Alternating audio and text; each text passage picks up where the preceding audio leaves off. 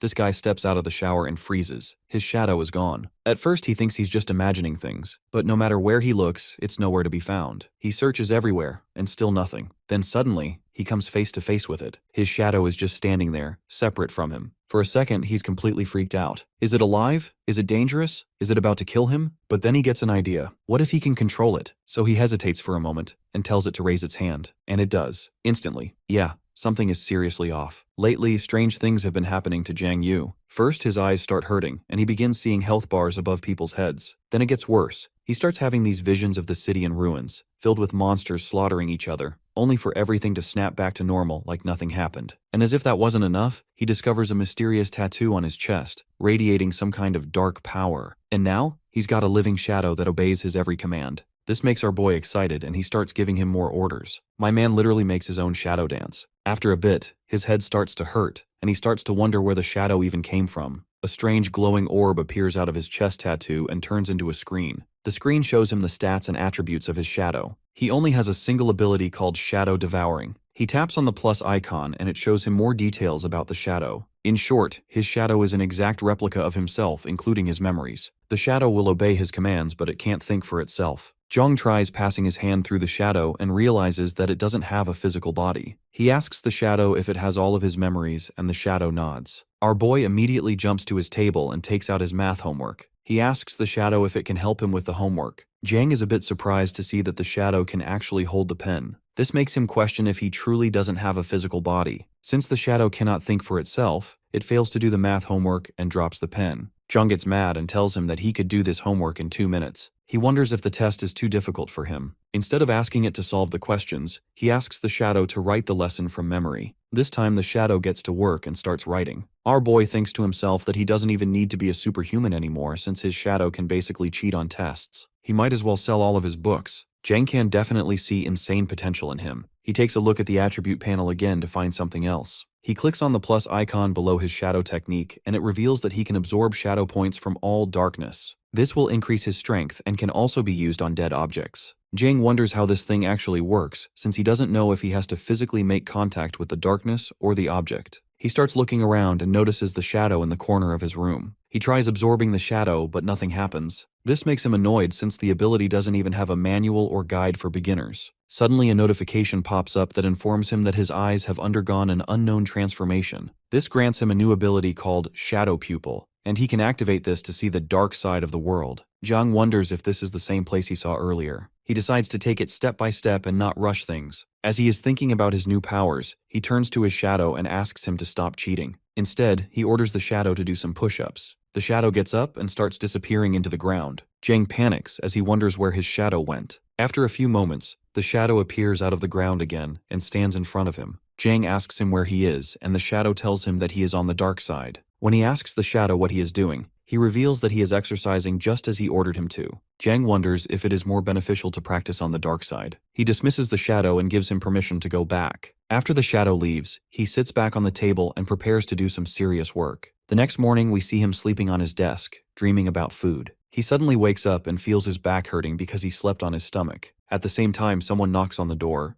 Jiang opens the door to meet his girlfriend and classmate Lu Yao Yao. He notices her health bar at 93 and wonders why it dropped at this time. He realizes that it's probably because of the pollution since his shadow came back from the dark side. He asks her why she came so early and she reveals that she heard about his new drawing. She wants to see his design collection. Yao Yao was startled as Jiang closed the door too fast. She gets a bit mad at him, but our boy stands there in shock as he notices cracks along the wall. He can't even believe his own strength. His girlfriend also looks in surprise and starts analyzing his whole body. After thoroughly scanning him, she asks him if he has been going to the gym. She dismisses her own question as she realizes that he is just a loner who hasn't exercised in years. However, it is still strange that he got such muscles overnight. She starts touching his muscles and asks him if he did something. Jiang denies it and says that he raises his bookshelves every day. Our boy realizes that the effects of his shadow exercising also show on his own body. His girlfriend doesn't believe that he got this body with such little exercise and thinks that he might be taking some enhancement drugs. She tells him that there is still time for him to turn back. Jiang mockingly tells her that she talks too much, and before he can react, she grabs him by the arm and starts to take out something from her back pocket. Jiang screams as he asks her if she is about to use some lethal weapon on him. Yao Yao takes out a wristband and tells him that it is an instrument that is used to test the pollution index. Killing alien races, ingesting foreign objects, and resentment can cause this index to rise. If the pollution within a person is not purified in time, it can cause them to turn into an abnormal form. Jang laughs internally as he hears this, since he doesn't think that the thing on his chest would have any pollution. His amusement turns into shock as the machine starts reacting with the chest device. He looks back to see his girlfriend with a gun who is ready to shoot him if necessary. He uses all of his willpower to try and calm down, which stops the reaction. The result comes out normal, and it shows no pollution in him. He sighs in relief as he realizes that he is safe. She mentions that her dad taught her to be careful with everything. Hearing this, Zhang tells her that he recently drew some famous comic characters and asks her if she wants to see them. Yao Yao gets excited as she wants to see the drawings badly. Later, Zhang thinks back and realizes how close he was to getting caught. He opens up the system window and reads a notification that his shadow has started exercising in the shadow world and has gained shadow points. As he continues reading all the notifications, he realizes that his shadow has grown a lot stronger. This makes him shocked, and he wonders if his shadow has been training all night. The shadow keeps on training, and our boy can already feel the results. However, he feels that these exercises are not enough, and he should make it even more difficult. He orders his shadow to do push-ups and planks. Those planks are not normal ones. He actually orders the shadow to push up with 2 fingers on one hand and push up in a tiger pose. Zhang makes his shadow do martial exercises and squats. He then increases the difficulty level of those exercises by including running with weights and abdominal exercises. Meanwhile, Yao Yao is standing outside the main character's room and hears him ordering his shadow. She assumes that Zhang is actually training and all her doubts are too much. She is relieved to know that there is nothing wrong with Zhang. She goes back home to read some comics. The scene shifts to year 99 of the disaster calendar. The date is January 20th and it's day 1 of obtaining shadow. The shadow keeps on training all night without feeling tired. Zhang gets stronger due to his shadow's constant training. Zhang thinks it's shameful for young people like him to be content with their current situation. The next day he arranges more training for the shadow and the results are amazing. He wonders if he can kill Yao Yao with just a single punch now, but he realizes that he has to work harder. His uncle Lee, who works in the night patrol, also visits him, but he does not notice anything unusual about him. Uncle Lee is getting old and he has also lost his arm. Zhang thinks that he can kill 3 Uncle Lee and 10 Yao Yao with just a single punch. He works even harder the next day. He wonders that his life cannot go on like this, and he has to work hard to gain extraordinary abilities. He decides to strive more and more. On 24th of January, he makes his shadow train hard while he is doing his work. On 25th of January, he goes for the same routine. His shadow keeps on training and he keeps on working. On 26th of January, he takes the initiative to train himself, but he gives up on just 10 push-ups. However, the growth rate of shadow points is very slow. He has got 8 shadow points with his training, and he wonders how long will it take for him to get 10 points and activate the shadow possession. He assumes that he can improve faster if he enters the dark side himself. A black swirl emerges from his feet and takes him in slowly. He vanishes onto the floor and goes to the dark side. To his surprise, he is still in his room. He wonders if it is the actual dark side, as it's exactly like his room. He goes outside to explore the dark side. A few minutes ago, when he tried to enter the dark side, he only appeared in his room. Turns out he cannot get access to the dark side from his room. He has to go out in order to explore it, therefore he goes out. The dark side looks exactly like the real world. This makes him angry, and he keeps on walking. He hears a sound from behind and wonders if it's a person who is here to help him navigate the place. However, it's a strange creature that attacks him from behind. He dodges the attack successfully. The creature looks like a monster with red eyes. It again tries to attack Jiang, but he keeps on dodging all the attacks. The main character orders his shadow circle to open and jumps in the circle. Luckily, he exits the dark side through the shadow circle and escapes that creature. This scares him to death. He does not understand why that creature attacked him from nowhere. Luckily, training all these days has made him flexible enough to escape that creature. The main character plans on avenging that creature as he has tried to kill him. On January 28th, he again enters the dark side and fights with the same creature. This time, he gets hit. The next day, he again enters but fails to take his revenge. He gets badly hit on his chest this time. On January 30th, he gets hit 3 times and loses 6% of his HP. The main character takes a day off and decides to recover at home. Yao Yao is taking care of his wounds. She asks him if he had a fight with someone. He tells her that these scars are his medals. Yao Yao mocks his scars and tells him that he will become arrogant when his body gets stronger. Jiang brushes her off and inquires about the upcoming martial arts test. The test is just a month away, and he wants to know Lu's plan for it. It seems like she has forgotten about it. In the disastrous year, most industries have become less popular, especially the cultural and art industries. Art-related practitioners have gone to the bottom of society. People are no longer interested in entertainment. They are now more interested in national affairs. Night guards have attracted a lot of attention and become the stars. Those who aspire to become a night guard have to pass a martial arts exam set up by the state. Candidates who pass this exam live on to have a special life. Yao Yao reveals that she does not want to participate in the martial arts exam. To Zhang's surprise, she actually wants to learn about music. Zhang encourages her to go and learn music, but he is not sure if her father will agree. Her father is a senior executive of the Night Patrol Department. His designation is equal to a second-generation employee who does not take the civil service exam but becomes an independent worker. Yao Yao is not worried about her father. She is actually dreading the new law that says this year as everyone has to take the martial arts exam and apply for it. Zhang does not seem surprised as the authorities do not care for their wishes. They have allowed students with average qualifications to apply for the general examination. Yao Yao tells him that the pressure on the night patrol has increased. If there is no accident, she will definitely take the martial arts exam. Zhang wonders about Lu's instrument that she brought to the test last time. He also recalls that there were so many subtleties on test day that he could not hide himself. However, he is hopeful that his little guide will not put him in the bad camps. He turns to Yao Yao and asks her if the reagent she brought last time can be used to prevent alien species. Yao Yao does not think that it can do so as the tool can only be used to detect aliens and supernatural beings. She adds that if he encounters a really different kind of alien, he can run as fast as he can and make an emergency call before he dies. Zhang wants to inquire more about that different kind of alien, but Yao Yao changes the topic. She informs him that his injuries have been healed, and she will be back soon. Zhang coughs and asks her if he can get his hands on the basic paranormal information that her family has. Yao Yao wonders if he wants to take the public examination in the future. He clears that he wants to know in advance as the martial arts test is mandatory this year. He also reveals that he wants to create something about superhumans and alien blood comics. The idea of a superhuman comic excites Yao Yao and she wants to know everything about it. Shang tells her about the initial idea. The comic is about a skinny boy named Ben, who gets bullied at school but he has a kind heart. With the help of his friends and teachers, he is selected by the Night's Watch and takes part in the Super Warrior Project. He relies on his extraordinary willpower. He becomes a powerful leader, Captain Ben, by transforming and receiving injections of the Super Soldier Serum. The Night Patrolman sends him to high-ranking gatherings instead of sending him to the battlefield. The Watchman wants him to get acquainted with wealthy families and noble ladies. Zhang keeps on narrating the plot for his comic while Yao Yao listens excitedly. Later, Yao Yao takes him to her house that is on the same street. They enter her room and she tells Jiang to wait as she wants to go to her dad's room to get the materials. While she is going, Jiang stops her as he has found a comic about sibling love. She tells him that it's not hers. Her friend has left it there. She goes away and cautions him not to touch her stuff. Once she leaves, Jiang wonders that she has not changed a bit. She loves music and is not willing to throw away her childhood musical instruments. He recalls that she always used to force him to listen to her music even if he was not interested in it. He plays on one of her tapes and recalls their childhood moments. Yao Yao enters and asks him if he has started liking music. The main character comes from childhood memories. She remembers that he wouldn't even recognize musical instruments in the past. He brushes off her remarks and finds a VR device. He wears it and falls down the abyss. The virtual reality looks real to him. That unknown world is full of taboos and dangers, which is a source of disaster. The aliens are born in this mysterious place and are constantly killing and destroying the real world.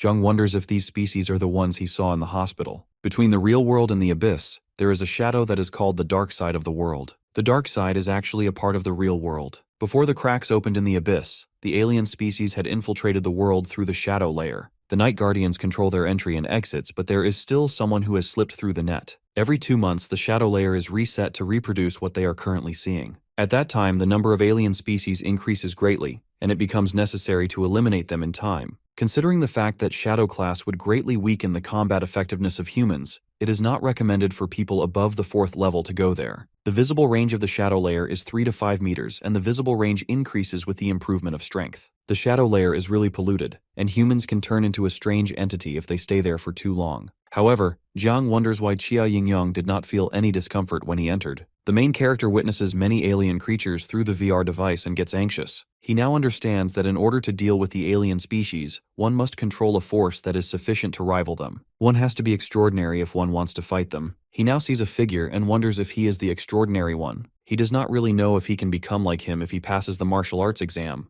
The extraordinary people are primarily aliens with human bodies. Their task is to fight against pollution and aliens. Once they die, there is a high possibility of heterogeneity. Therefore, these extraordinary beings have to exhaust their strength before dying, or they can turn into deadly monstrous creatures. Jang is overwhelmed with all this information and takes out the device. He tells Yao Yao that the information is really extensive and outdated. He asks her to give him a back massage. She gets angry at his request. He bribes her with 3 original Ultra HD drawings. She agrees and starts massaging him. She feels that his shoulders are hard. Jang explains that his neck has become muscular as he has been working out. She inquires if he also does abs. He gets that she wants to touch his abs and he allows her to do so. While she is feeling his abs, her father enters the room and witnesses this scene. They all dine together, and there is a lot of tension between Jiang and Uncle Lu on the table. Yao Yao tells her father that he has a misunderstanding. Lu does not buy it as he has seen them together with his own eyes. Yao Yao has no words to say, therefore she shouts at Jiang and urges him to say something. The main character is also hesitant, but he somehow manages to tell her father that it is all his fault. Jiang then admits that he has done that and Lu can do whatever he wants. Lu, on the other hand, gets furious and looks for a knife. Yao Yao tries to calm down her father while Jiang tries to escape, saying Uncle Lu has a misunderstanding. Yao Yao and Jiang are childhood lovers, but they have different personalities. People see the main character as a notorious guy, while Yao Yao is an educated and likable young girl. Despite having opposite personalities, she has always loved playing with Jiang when they were young. He wonders if it's because he has once saved her from mean kids. He also thinks that she likes him because she glorifies his bravery and handsomeness. He remembers that she was willing to play with him even when he pretended like a homeless kid to prank others. He still recalls how she used to accompany him in his pranks, and her father used to scold her for hanging out with him. Uncle Lu has always been wary of him. Lu sits down on a sofa and stares at both of them with doubt. He lights up his cigarette and asks them about the scene that he saw when he entered his daughter's room. Zhang explains that he is looking for some information about aliens and supernatural beings. Lu, on the other hand, thinks he is spoiled. He asks him if he knows the actual reason behind keeping this information hidden in advance from the students. Zhang does not know the actual reason, so Lu explains it to him. Human souls are heterogeneous and are subject to deviation. Despair can drag a person to the abyss. There are some things that are not appropriate for everyone because not everyone has the willpower for it. Even if there is a small crack in the soul, alien races can exploit it to their advantage. Therefore, the government wants to assess the qualifications of the candidates before the official examination. Only people with physical health and willpower can contact the supernatural world. He also explains to them that the path to superpower is long and full of dangers that require patience and perseverance. He adds that every year so many people lose control of their powers even with assistive devices. All this makes him sad, therefore he advises Jiang not to learn about these things beforehand. Jiang appreciates him for the advice, but he also tells him that he cannot avoid it as this year is the military comprehensive examination. Moreover, he thinks that it's better to rely on himself than others. He also tells them that having someone to rely on can come in handy when the world is collapsing. Before Lu can tell him otherwise, he gets a call for an urgent mission. He gets ready to go. Before going, he tells Jiang to be a gentleman. He also warns him that he will kill him if he does something wrong. Jiang tells him to not worry, as he will not do anything wrong with Yao Yao again.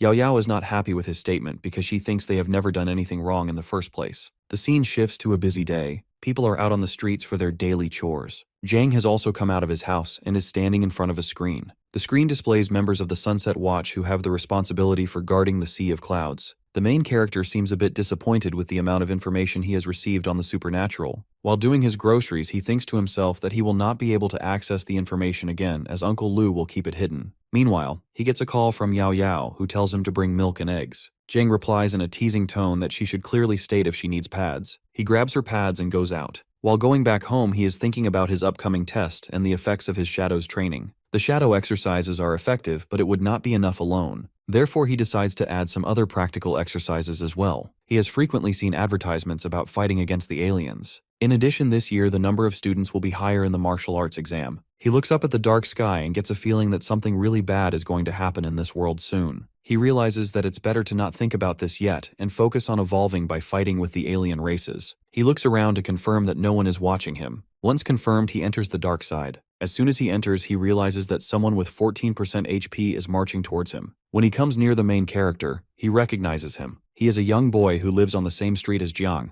He is injured badly and is about to die. Jiang asks him about his presence in the dark side, but before he can answer, he falls down to the ground. Soon, the monstrous creature appears from behind the boy. It's the same creature that Jiang wants his revenge from. Jiang also sees a little boy and girl who are hiding from this creature. He now understands that this creature is the reason behind the boy's low HP. The realization makes Jiang angry, and he gets ready to take on the monster. The scene shifts back to the time when the young lad came to the dark side. He is a night guard who is coming back from his overtime duty. He is tired from his long duty hours and work pressure. He regrets taking the martial arts exams as he would have not done it if he already knew about its work pressure. He suddenly hears a call for help. When he looks carefully, he witnesses that 2 kids are being drawn towards the dark side. The young boy wonders if it's an alien species that is pulling people towards the dark side. However, as per information, alien species only come to this world and create disturbances. He has never heard of a situation where people are being drawn towards the dark side. The kids are still shouting as they are being drawn into the dark swirl. The young lad assures them that he will save both of them and runs towards them. He holds their hands and the darkness engulfs all of them. The darkness swirl throws them at the other side.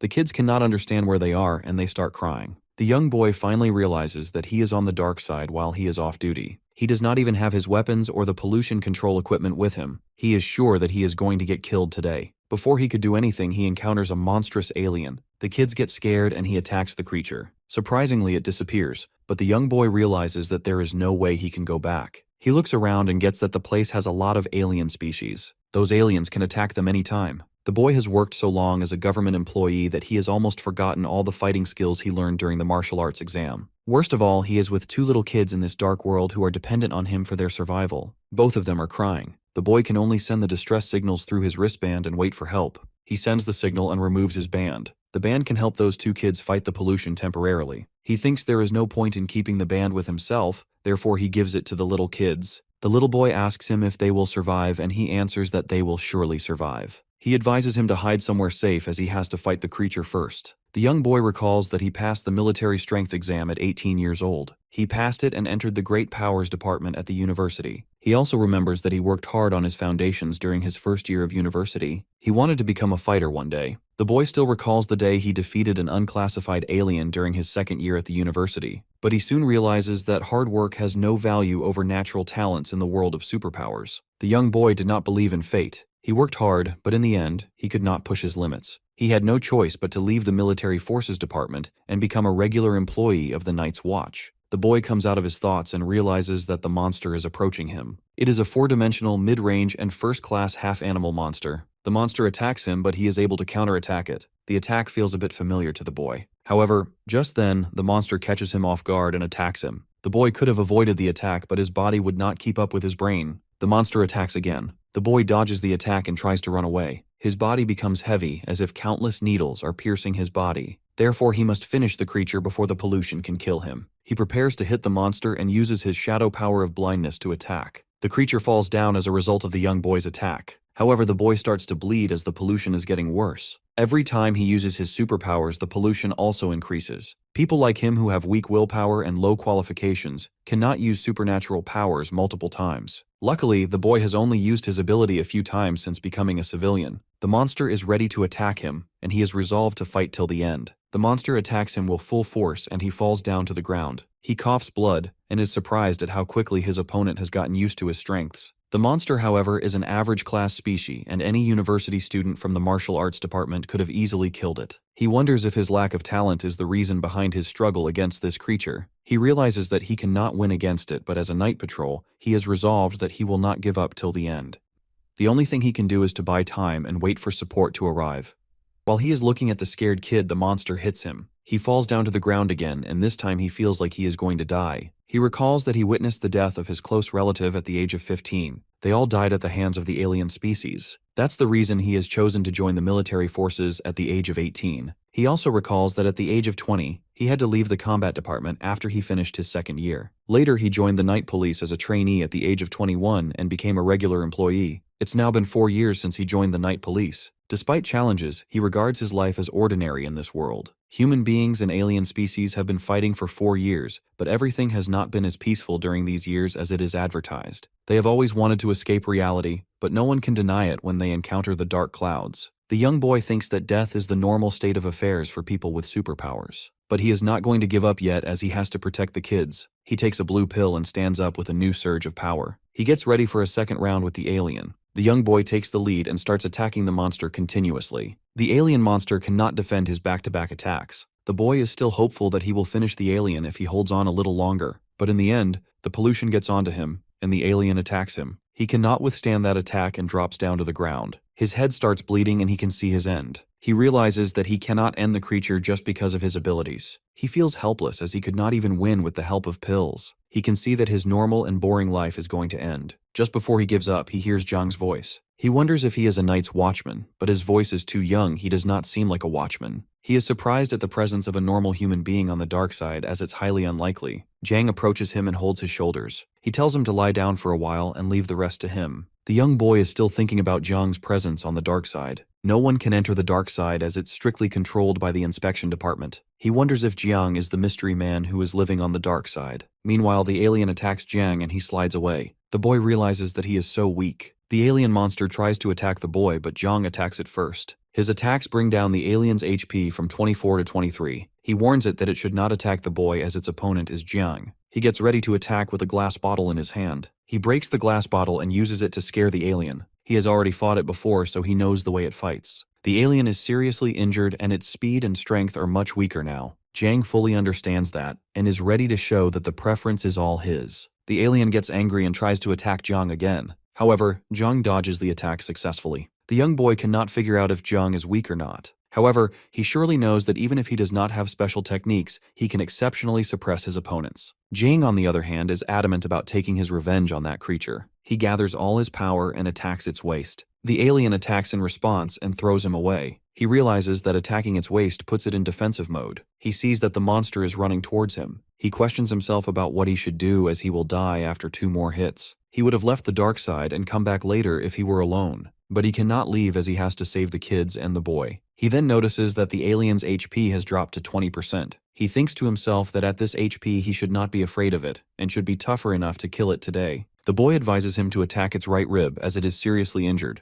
Jiang agrees and starts running towards the alien. The alien hears it and gets alerted. To its surprise, Jiang attacks it on the left side, saying it neglected its defense on the left after hearing the boy's instruction. As a result of this attack, its HP drops to 18%. The alien tries to run away, and Jiang wonders if it is trying to escape. The boy instructs him to hurry up. To their fear, the alien is going to target the kids. The alien approaches the kids. He opens his mouth and is ready to kill them. They get really scared and call for help. Jiang picks up a soda can and throws it with full force toward the alien. The can hits the alien on his face. Meanwhile, the other guy regains a little strength. He jumps up high and hits the alien on his head. This attack brings down the monster's HP to 15%. The young boy coughs more blood and looks up. The monster is about to attack him, but Jiang grabs it from behind. He is about to kill it. He bites the alien on its neck, which brings its HP down. He also pulls on its hair and taunts it that it should keep on barking. Its HP drops to 11%, and Jiang is adamant that he will not let it eat people anymore. Soon a ball-like structure appears in the monster's chest. At first, the main character gets confused, but he soon realizes that he has to attack the ball if he wants to kill it. Jiang attacks the ball with full force. A huge explosion happens and the alien dies. The body vanishes with all its dark energy and takes away all the chaos it created. Jiang starts bleeding, but he stands up in relief. He can see that the other guy is also bleeding and is sitting on the ground with the kids. Jiang is happy that he has finally taken his revenge. Suddenly his vision starts to blur and he goes into complete darkness. Jiang finds himself in a chaotic world. There are dead bodies and injured people all over. The place is burning, and he wonders if it's the gathering place. He does not know how he got here. He finds himself surrounded by hundreds of aliens that are ready to attack him. They all attack him at once and he shouts. The sun is high and it's the dark side of the world. Some people are clamoring in the lights and some are shouting in the shadows. Everyone is fighting and people are dying. Some people know and some do not know about the real great death. Jiang suddenly gets his vision back and he hears the young boy who is asking him if he is alive or not. Jiang confirms that he is alive and is relieved that everything he saw earlier is actually a dream. He does not remember anything after he killed the alien. He touches its body and realizes that it's a shade-eating alien. The young boy asks him if he is fine as he is not saying anything. Before he can say anything, he realizes that the boy's condition is very bad. According to his blood volume standard, he could still be saved as he still has 10% HP. As per the standard HP system, human beings with 10% HP are considered near death, and there is a slight chance of their survival. The boy requests Jiang to help him lean against the wall. They both sit down leaning against the wall. The boy asks Jiang if he is a night watch. The main character is surprised at the fact that the boy does not recognize him despite living in the same building. He assumes that the boy might not have seen him enough around the building, which is why he does not know the main character. Jiang replies that he is not a night patrol. The boy tells him that the way he struggles to kill that first-order alien species, he must not be a night patrolman. He laughs and adds that not all night patrollers are strong.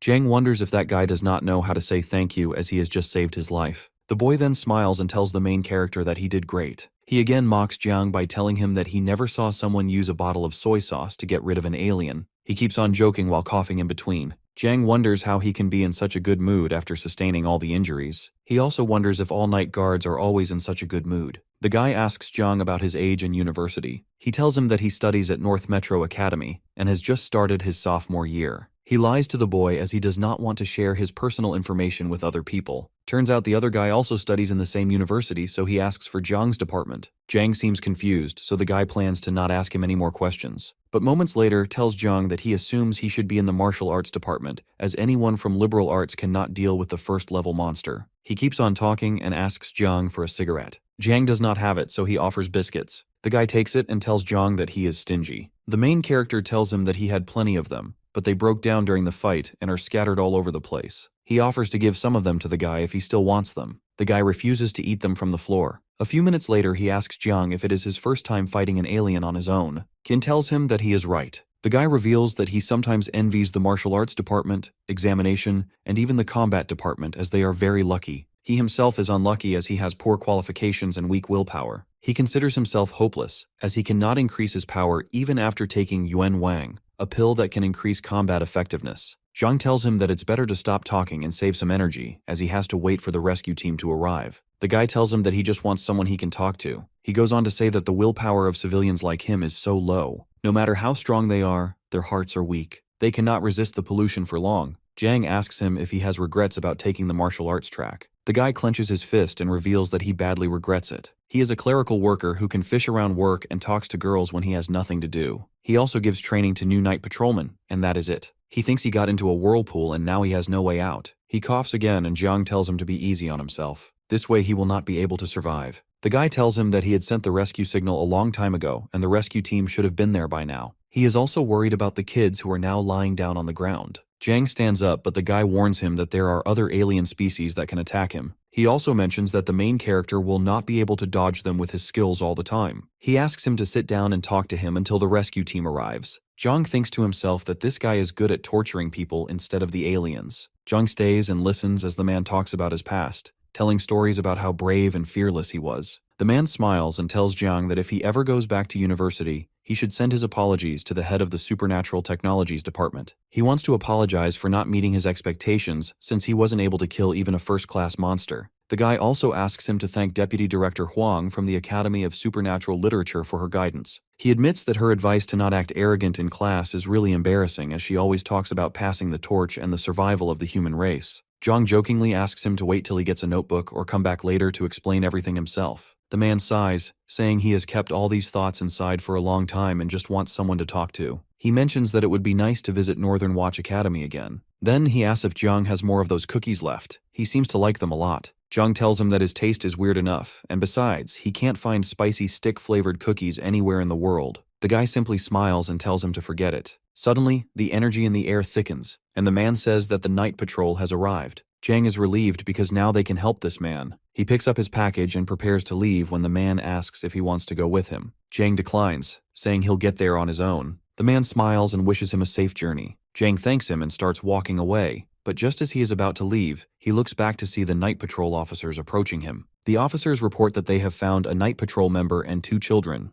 They check his vital signs. His blood level is still at 10%. One officer looks at his colleague and shakes his head. Jiang notices the man's health bar is dropping rapidly. He wonders why this is happening. With modern medicine, they could have saved him. As he is teleporting back, he notices the officers stopping to salute the guy. He reaches his hand out, but it is too late and his health has already dropped to 0. However, there is a smile on the man's face. Jiang calls out, asking them to wait, but he is already teleported back to the street. People around don't understand what just happened. Some think the man is an actor. A screen appears with a broadcast from the night patrol, reminding special individuals that they must never give up, even in their final moments. If they realize their chances of survival are low, they must take a pill carefully, knowing the risks. The chance of death after taking it is 90%. Even if they survive, their lifespan will be significantly reduced. This pill is called Compound No. 3, and it is the same pill which that guy took to take down the monster and save the kids. The broadcast continues that they must remember those who have fallen and keep moving forward until all threats are eliminated. They must patrol the skies and earth, protecting everyone day and night while hoping for a better future. The night patrol must face the unknown and fight against the unexplainable. Later, our boy rides the elevator, still wearing bloody clothes, and wonders if that man really died. He kept making jokes while talking, but in the end, all he wanted was someone to talk to before he passed away. No flowers, no applause. He simply disappeared like an ordinary person. Jang thinks to himself that it doesn't matter how ordinary he is, he will always remember him. Exhausted, he decides to take a shower and go straight to bed.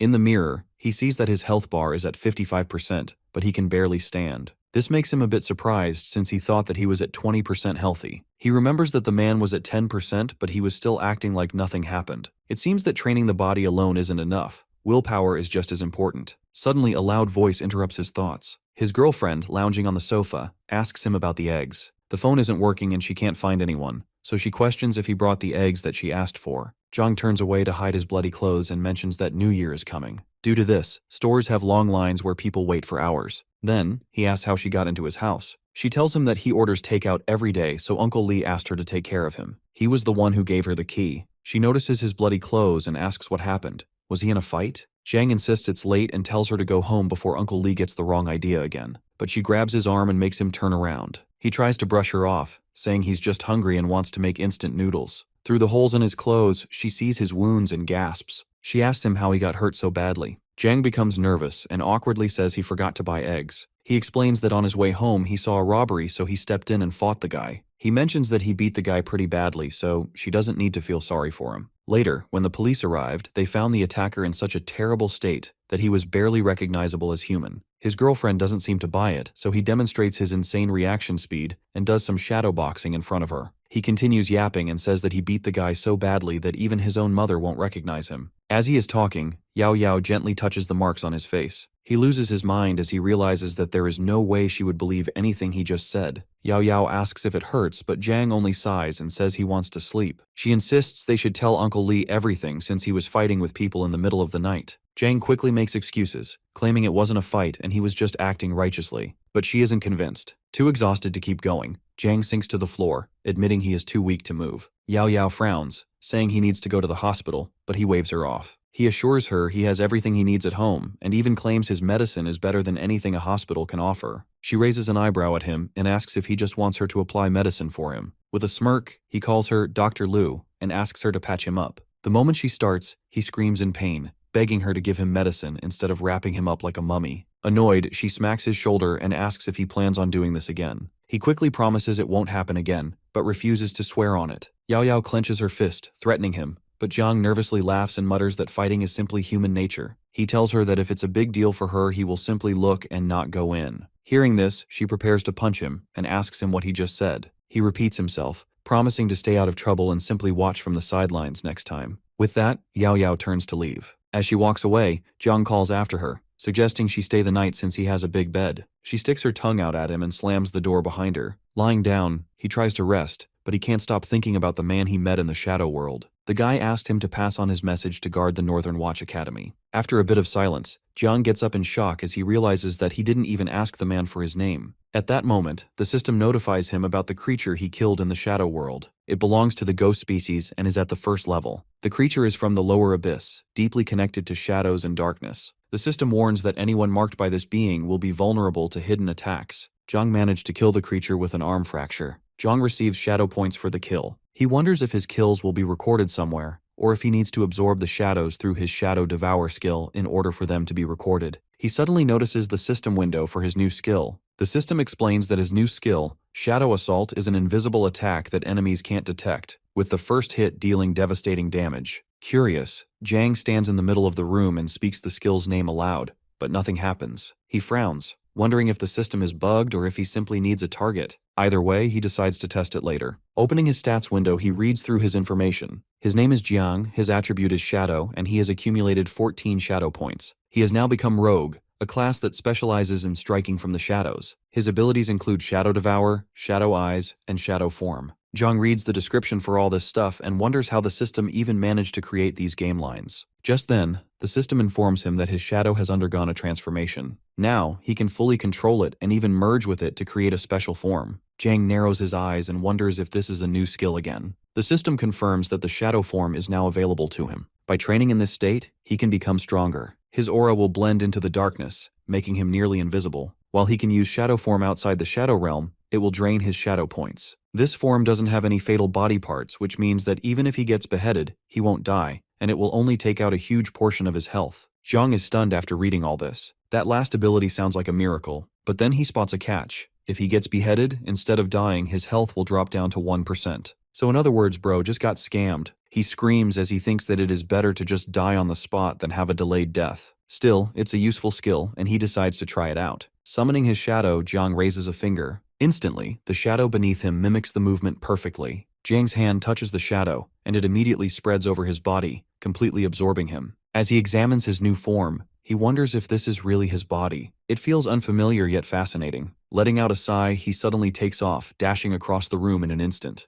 The force of his movement sends objects flying behind him. He realizes how fast he has become and feels a thrill of excitement. Testing his strength, he lifts the bed effortlessly, raising and lowering it with ease. To push his limits further, he picks up a 100 kilos hammer and strikes himself in the face. The impact does nothing. His body remains unharmed. He laughs in excitement as he realizes just how powerful this new form is. A voice from downstairs interrupts his thoughts, shouting for the noise to stop. He is satisfied with his shadow form and goes back to normal. Opening the system window, he notices something intriguing. He comes across an option that can be activated. He wonders what it means and taps to read more. The description explains that he has only acquired partial authority in his class and has not awakened it yet. After his activation, this will become a class-exclusive ability, and no one else will be able to awaken it. However, it also mentions that there might be risks involved with the activation. Jiang hesitates. The word risk appears in red, making him reconsider. But then, another message reminds him that risks often lead to opportunities. After a moment of contemplation, he selects yes. As soon as he confirms his choice, black matter emerges from the system window and moves toward him. His expression shifts from confidence to panic. Before he can react, the substance engulfs him, forming a cocoon around his body. A medicine bottle slips from his grasp and crashes to the floor. The lights flicker in his apartment as a single drop of medicine hits the ground. The system displays a new message, declaring his status as a hunter. A system notification appears saying that if he doesn't excel in hunting, he will perish in it. He is a born hunter and his attacks will do more damage. More system notes appear. The first states that weapons such as guns, bows, and poisons will not benefit from the extra damage. The second warns that secrecy is crucial. His reputation as a killer will determine his success. The third note is ominous. Even gods cannot escape. Hong examines his hands and thinks about what he just read. At the same time, another notification appears, explaining that activating shadow form significantly enhances his killing ability. He will require less blood to maintain his strength, and when an opponent's health drops low enough, he can execute an instant decapitation. When the threshold is reached, the health bar of the target will turn crimson and he will be able to see their fatal spot. By attacking this spot, he can initiate the execution and eliminate the target. The system further explains that his decapitation skill depends on factors such as blood level, strength, and the opponent's abilities. This makes him recall his previous battle. Was this the same skill that activated when he took down his last opponent? The thought lingers as he processes the new information. With absolute damage and execution skills combined, he almost feels invincible. With these abilities, victory is almost certain. He raises his hand triumphantly, but then something feels off. He remembers that the system said something about risks. Jiang quickly unwraps the bandages on his body, expecting to see wounds. Instead, his skin is flawless. Confusion sets in. His injuries should still be there. Even the deepest cuts have vanished. Medicine does not work this fast. A realization forms in his mind. His enhanced recovery must be linked to his shadow form. The next day, Yao Yao's friend asks her if she saw Jiang's fight and questions if it was true. On the screen, his profile displays a selfie with a caption claiming he was struck 88 times during a fight. Yet the image clearly shows no injuries. She tells her that Jiang sent her a message saying that he encountered human traffickers. He was holding a watermelon knife and fought off from one end of the street to the other without even blinking. The other friend, still looking at the phone, wonders if Jiang was hurt and suggests checking on him. Yao Yao listens quietly before shaking her head. She then explains that there is no need for concern. Jiang was not in a fight. The only thing that happened to him yesterday was being chased by a dog. She thinks that he is just trying to brag to everyone. The three of them finally reach his home, and she asks them to go in and check for themselves. As she tries opening the door, her friends ask her how she got the keys. She panics for a second and quickly mentions that Uncle Lee gave it to her. She opens the door expecting to see him covered in the bandages, but she is shocked to find him sitting on the floor in pain. She immediately runs over to him and asks him why he removed his bandages. Hong explains that he removed it because he thought that the wound was healed. The friends realize that he wasn't just bragging and actually telling the truth. They are impressed by his muscles and start touching him, but Yao Yao pushes both of them outside and asks them to wait in the living room. With this, both of them are convinced that Jiang and Yao Yao are dating. Yao Yao starts applying some medicine to the wound, which makes Jiang twitch in pain. She asks him to stop whining since she is familiar with this medicine, and it doesn't hurt. However, my man doesn't care about anything she says and continues staring at her legs. She notices this and warns him that she will just let Xiao Pang apply the medicine for him. Jiang immediately rejects it and says that the guy is clumsy. She pinches his cheeks a bit too hard and says that Uncle Lee hasn't taken care of him for too long. She asks him what happened the previous day since she doesn't believe the robbery story he told her. He tells her that he is righteous and likes to stand up for justice. However, his girlfriend isn't ready to believe a single word. He wonders what he should tell her since killing a mutant in the shadow layer and chatting with a dying night patrol officer sounds even more insane. He mentions her dad and asks her if he went back yesterday. She tells him that he didn't go back and asks why he is asking. Jiang looks down with a worried expression and explains that he thinks being a night patrol officer is quite tough. They have to work during the day and even at night, which is dangerous. Yao Yao sits there in silence as she hears this. He looks at her and thinks to himself that she must be worried about her dad. Being a night patrol officer is not a peaceful job.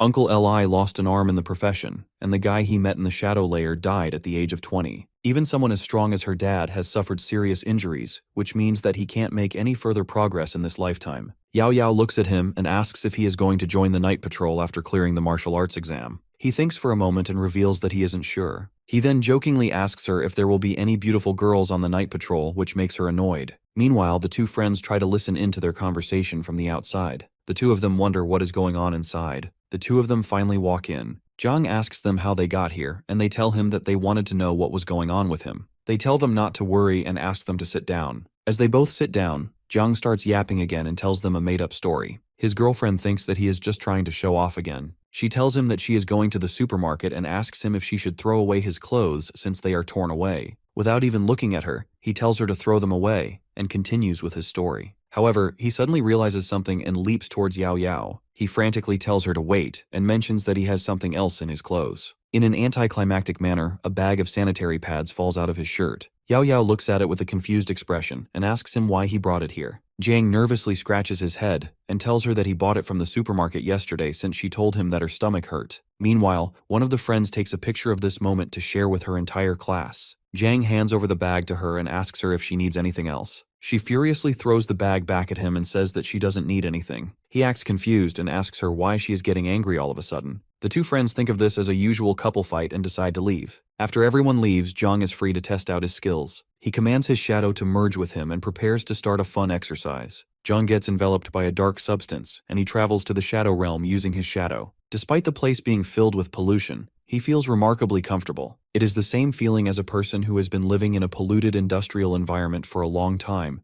and they get to visit some vast plains. He is currently at 60% health, but all of his pain is gone and his health is also regenerating. A bright current starts surging from his body as he prepares for his exercise. He feels like his body has unlimited strength. In no time, he begins doing hundreds of push-ups. The system notifies him that his dark form has entered the shadow layer. He starts gaining shadow points for these exercises, and it increases his strength further. With each of these push-ups, his body grows a bit stronger. He stops at 1,000 push-ups and decides to go outside. The outside world seems eerily empty. He thinks to himself that he would have a lot of disciples if he were this strong in the real world. He then starts doing bar exercises using only one arm. Meanwhile, in the Night Patrol headquarters, an important meeting is about to commence. Executive Lu sits there while a guy presents him with a report on darkness fluctuations. He informs him that the range of fluctuations in the darkness is wide and the oscillations are abnormal. Pollution levels have also risen, and it is spread across a larger area. Some of their squads identified similar cracks in other regions as well. A girl continues with the report and states that the distribution of these fluctuations is more concentrated in residential areas this time. This is a bit strange since these fluctuations were randomly distributed previously. The report says that unusual activities have become more frequent in the past few days. 4 abnormal incidents have occurred where people have been dragged into the shadow layer to the dark side. These incidents are rare, but nobody knows if they will increase in the future or not. Abyssal fissures are more dangerous as compared to the disturbances caused by the shadow layer. If one compares the creatures of the shadow layer to the ferocious wild beasts, the abyssal fissures will win as Godzilla can also come out of it. Suddenly, Uncle Lee, who has been sitting there all along, joins in the meeting and comments that these all are just suspicions, so there is nothing to worry about. He also mentions that they have been preparing for combat for so long. Everyone, including Executive Lu, gives him a glare, so he tells them to carry on with the report. The report carries on and also discusses the list of night guards who have lost their lives recently. Once the meeting ends, Lu stands in front of a large glass window. He takes out his cigarettes and wonders why these unusual activities always happen around the new year. He takes the cigarette and looks for a lighter. While looking for flame, he realizes that his daughter has swapped his cigarettes with cookies again.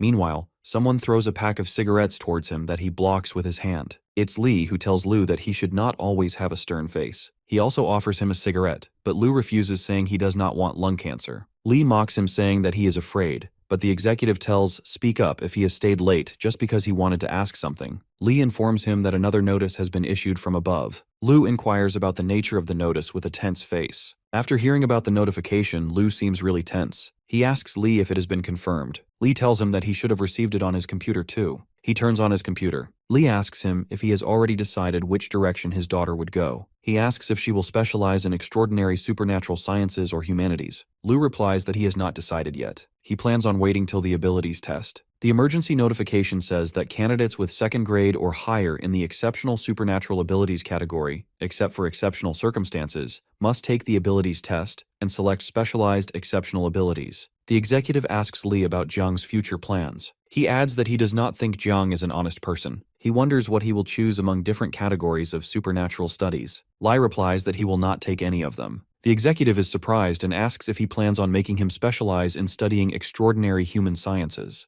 Lai tells him that he wants him to take regular human sciences. Lu thinks he is joking, as he has not even tested his abilities yet. Once he passes the test, he will be forced to major in the exceptional human sciences. Lee stands up and reveals that he does not want him to take the test in the first place. He then goes out for a stroll, leaving Lu behind with his official matter. Meanwhile, a girl with pink hair enters with a pile of files. She enters and apologizes for the disturbance. Lu does not bother and asks her what brought her to his office. She shows him a notification that has been sent from the shadow layer. The notification is about a new type of strange creature. The creature is a respectful shadow that exercises intensively. It is black in color and resembles a shadow. The report says that it was first seen in the garden of the Xingyu Residential Center. It is presumed that the shadow has accidentally invaded that area. It has a keen interest in exercise and uses tools for training. It also has a low aggressive tendency. The report mentions that the creature offers its greeting when it is approached by the explorers. The risk assessment for the shadow is low, and its kill record is none currently. The secretary with pink hair informs the executive that the monitoring team has found this peculiar type of being near the residential area.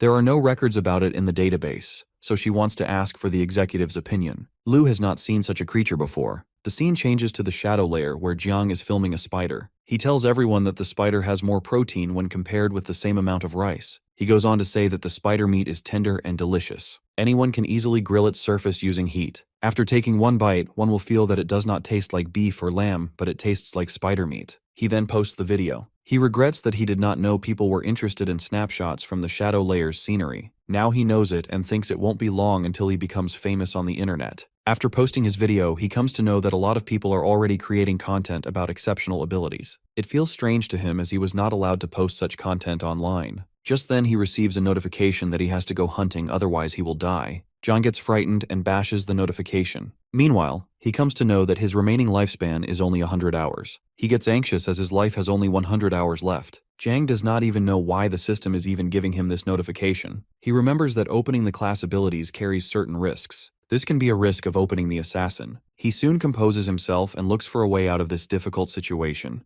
The description in the notification tells him that as a hunter, he has to continue hunting if he wants to extend his life. He realizes that he can stay mortal if he keeps on hunting. He also reads that even if his body disappears, another form of existence will remain. He does not understand the actual meaning behind this line. He also does not understand why the notification says that he will be happy when he wakes up in this place. He plans on asking Uncle Lee for help if he fails in successfully killing a strange creature. He looks at the spider and knows that he has to kill it first if he wants to buy some time. He also decides to capture all this as it will make him famous. He places his phone at an angle where it can film everything. He does not have a fear of getting caught as his account is a secret one that he has received from the Night Patrol Bureau. He merges with his shadow and starts streaming. He has several monkey coins and he plans on confirming their reliability. He greets all his followers and introduces himself while live streaming. He tells them that he has encountered a strange creature. His followers start commenting as they are excited to see him with the spider. He cautions them to not make any noise and starts approaching the spider slowly. He remains silent as the spider is sleeping. He takes out his iron stick that he has bought after paying a hefty amount. Soon the spider wakes up, but it does not notice Jiang due to his shadow form. His next step is to use the execution skill and find its weak point. He finally sees its weak spot and decides to finish it. The scene shifts to half an hour ago where the spider is alive and has just arrived in this world. It really loves the environment of the world. There is no pressure like the abyss, and there are no other dangerous creatures. The spider considers itself a weak creature and wants to be cautious. He recalls his fight with a strange fellow of the same species a while ago. The spider got injured in the fight, but it got a good meal. It plans on sleeping for a bit to regain its strength. While sleeping, it gets disturbed by a boy and gets to know that he is going to attack it. But the strange thing is that it cannot see the boy. It changes its sleeping spot, considering this place as unsafe. Meanwhile, Zhang hits it with the iron rod and feels the shadow points seeping out of his body. He gets to know that he should be struck at certain points to extract his full power. The spider has only 40% HP left, as a lot of its blood has been shed. Zhang plans on going for another hit, but before that, he gets hit by the spider. But to his amazement, he does not feel hurt. The spider is losing a lot of blood, and Jinok realizes that it's because of his direct hit to the weak point. He then uses his shadow attack skill and is in awe of how it sneaks into the darkness like a thief. He realizes that there is no need to face the spider directly. He can just wait for the right moment and strike. He prepares for his final blow and the hunter-prey pursuit. The scene changes to a girl holding a phone and watching a broadcast with a man announcing that the night patrol is protecting the city's people. He greets the viewers and explains that he is on duty today. His topic is the construction of low-ranking others. The girl scrolls through her feed and moves to the next live broadcast. In the next broadcast, a girl with green hair appears. She greets everyone and shares that she is visiting a small restaurant in an alley. The girl kicks her legs in the air. She scrolls to the next broadcast. A man admits that he has been busy lately. Another girl says she is helping her family. On a bed, there is a jacket, underwear, and a magazine. Another blogger mentions that her lighter is like family to her. If she can't pick it up, she is doomed. The white-haired girl who is watching the live stream starts getting bored. She complains that nothing interesting has happened recently, but suddenly she finds something exciting. She watches Zhang's broadcast, where he introduces himself as Yu from the northern capital. On the screen, strange creatures fly across the sky, and a monster leaps from one rooftop to another. She immediately sits up in surprise. She gets excited and can't help but wonder if those monsters are real or just special effects. Our boy, who is streaming by the allies Yu, points to the side and introduces the creature behind him, a shadow spider, an ancient ghost of the first rank, the weakest kind of other. Comments flood the screen. Some admire Yu's looks, calling him handsome and cool. Others complain about their own problems. One girl wishes she had more money to buy him gifts. Ignoring the comments, Yu explains that the shackles on the spider produce terrifying sounds that ordinary people should never hear. The white-haired girl frowns at the comments and gets annoyed. She calls the commenters idiots, criticizing their rude behavior online. If only their parents could see what they were posting. Then she suddenly pauses and quickly starts typing her own message. Yu transforms into a shadow and vanishes into the darkness. The girl is shocked. She wonders if he is actually some kind of exceptional being. This makes her smile as she realizes that things are becoming more interesting. Yu reappears behind the spider and throws a metal rod at it. The monster roars in pain and rises on its hind legs. A bright red beam shoots from the ground, piercing the spider. It stumbles to the side, surprised by the mysterious attack. Yu then lightly touches the monster, and when it turns angrily, he grins and says, "I'm here." The spider lunges at him, but he dodges every attack. He mocks the spider and says that it can't even hit him despite having 8 legs. The white-haired girl, watching from under a blanket, excitedly comments on how fast and handsome Yu is. The spider suddenly releases a large purple beam, covering the ground with acid. It laughs, thinking Yu is trapped. But then Yu's voice comes from above. He asks if the spider really believes he is helpless just because the ground is covered in acid. The monster looks up and spots him on a rooftop. Yu simply says that no place is devoid of shadow, and then jumps down. The spider tries to overpower him with acid, but Yu moves through it effortlessly, even phasing through buildings. He declares himself a hunter of the shadows. Picking up his metal rod, he says that endless killings have clouded his memory, and he only remembers his own name. Suddenly, he drives the stick into the spider's head. The creature groans in pain. He continues destroying the spider and announces that his name is Yu. He places his palm on the dead spider and uses the shadow-swallowing skill to absorb its darkness. Black energy absorbs the spider's body and transfers it to Yu. White ribbons wrap around him, forming a flowing white cloak. He knows the hunt is over. People watching the broadcast are stunned. They feel like they are watching a superhero movie, with some even falling in love with him. The girl excitedly presses her phone to her chest. She hasn't seen anything this thrilling in a long time. She quickly visits his profile. His name is listed as the Killer Yu. He has 722,000 likes and 89,000 followers. She decides she must catch his attention. She presses the follow button and thinks that maybe she can contact him. Then she sends him a message asking if she can add a star to the assassination mission with a high reward. Meanwhile, the system reveals details about the shadow spider. It was a first-level, middle-rank creature, part of an ancient demon species. Its body markings indicate its power. The more complex they are, the higher the pollution it spreads. Staring at it for too long is dangerous. The spider's abilities include an acid net and ancient demon corruption. Killing the spider causes sensory disruption. Thanks to Shadow Bite, Yu gains 2 things: First, the ability to create a shadow net and the shadow points from the creature. However, he feels disappointed. This monster was only first level middle rank. He thought it was stronger. In reality, there was a huge power gap, and he only won by using the shadow attack. Yu checks his phone and sees 1.5 million viewers. He grins. So many people are watching him now. Chuckling, he ends the broadcast, saying that's enough for today. He wants to leave them curious. Suddenly, a black thread wraps around his arm. Confused, he realizes it's the shadow net ability. Testing it, he shoots the net at a building and is lifted into the air. At first he panics, but then he starts laughing.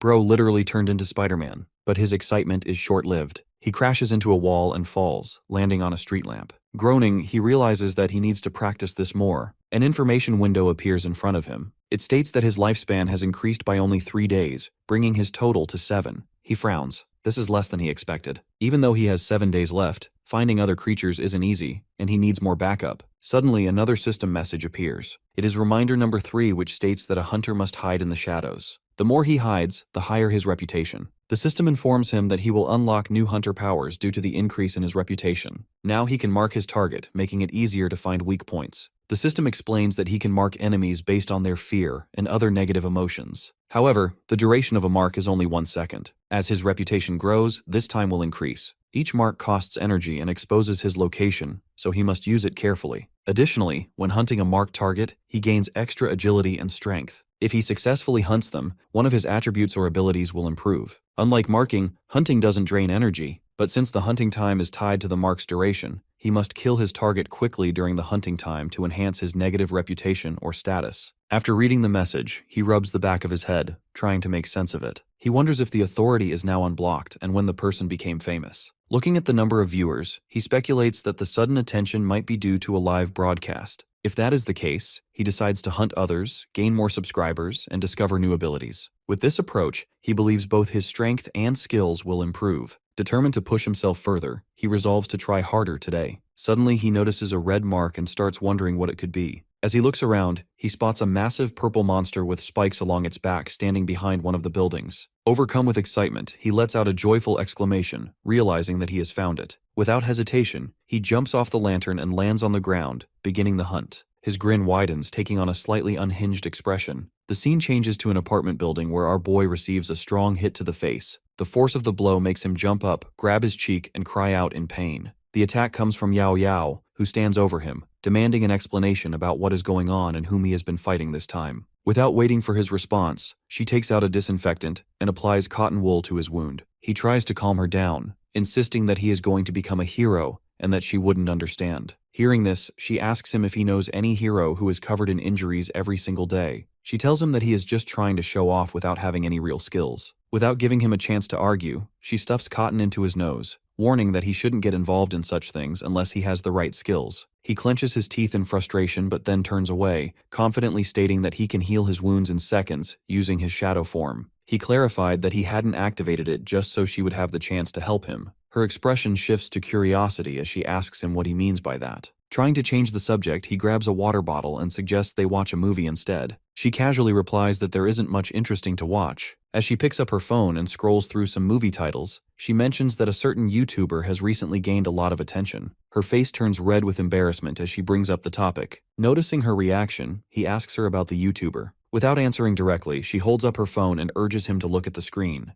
To his shock, he sees his own shadow introducing itself as You, a memory loss assassin from the shadows. The sight leaves him speechless, causing him to choke on his water and start coughing. Concerned, she asks if he is okay, wondering if he is really that surprised. Trying to compose himself, he hastily reassures her that nothing is wrong before hesitantly asking if she has been watching it. She enthusiastically confirms, saying she has been following it for 2 days already. The blogger has quickly become the most popular and unusual figure online. Feeling uneasy, he scratches the back of his head and asks if that is really true. While the idea sounds exciting, he wonders whether publicly posting such content could lead to legal trouble. Realizing how fast he has gained attention, he begins worrying about the night patrol catching him. Noticing his nervousness, she advises him to keep quiet about what he knows. She assures him that his current situation doesn't have much impact on public perception, so everything should be fine. Instead, she suggests that he watch a real fight with some mutants. She grabs his hand and moves closer, excitedly asking if he thinks the blogger is cool. She insists that he should take inspiration from him. Feeling embarrassed, he remains silent, staring at the phone screen. She continues insisting that he watch another video, explaining that another blogger has already started analyzing his recordings. Seeing her excitement, he smiles slightly. Then, out of nowhere, she turns to him and asks if he thinks she could become famous too. He avoids her gaze and jokingly asks her if she wants to record herself wearing a JKT outside and dance in the shadow layer. She tells him to get lost and says that she can just record videos explaining the supernatural. Hearing this, he asks her if she really thinks she can compete with the experienced Night Patrol seniors just by reading some information. He adds that if she steps outside in such an outfit, she will easily get tracked by stalkers. At this, she frowns and shoots him a menacing look. He points at her and says that he lost one last time. She gets confused and asks him what he means.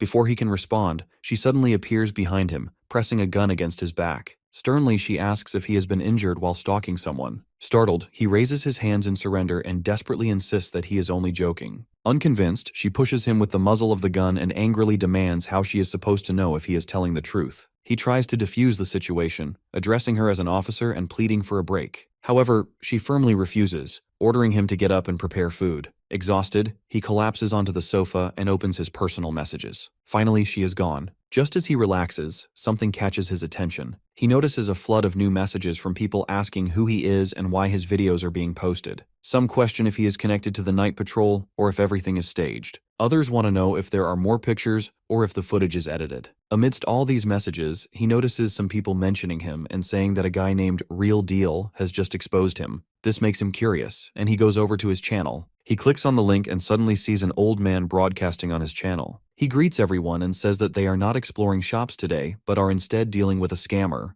The guy asks his audience if they have seen the video and if it looks real to them. He tells them that they will watch the video first and then analyze it frame by frame on a computer. It is the same video of Zhang fighting the spider. The old guy pauses the video at a specific frame and asks the audience if they can notice the discontinuity between both frames. This means that the video is edited. He then points to the background and mentions that it has also been edited to cover the unrealistic parts. Zhang is confused since this guy is supposed to be a food blogger who goes to different restaurants and gives his reviews. He wonders why he is trying to leech on his popularity. He only cut off a few embarrassing scenes from the video, and he is getting criticized for it. The guy then explains why he has decided to review the video. He turns the phone around and shows them the authentic tag on his profile. He claims that he is a member of the Night Patrol and has once killed countless monsters. Because of this, they can spot a fake instantly. However, they soon move on to another discussion. Zhang presses the comment button on his phone and sees users flooding the chat with messages. Some doubt that the footage is fake, questioning how something like the shadow layer could be fabricated. Others wonder why the video needs editing if it is real. Was the entire story false from the beginning? Some refuse to call the video fake outright, while others point out issues with certain objects. One commenter expresses that they trust the Night Patrol more. Zhang smirks, thinking that they are all fools who fail to understand anything. However, he believes that one day they will learn the truth. Standing up from the sofa, he stretches and remarks that if the video is indeed fake, then it is time to start hunting others. But before that, he needs to teach the old blogger a lesson. He decides to move back into the shadow layer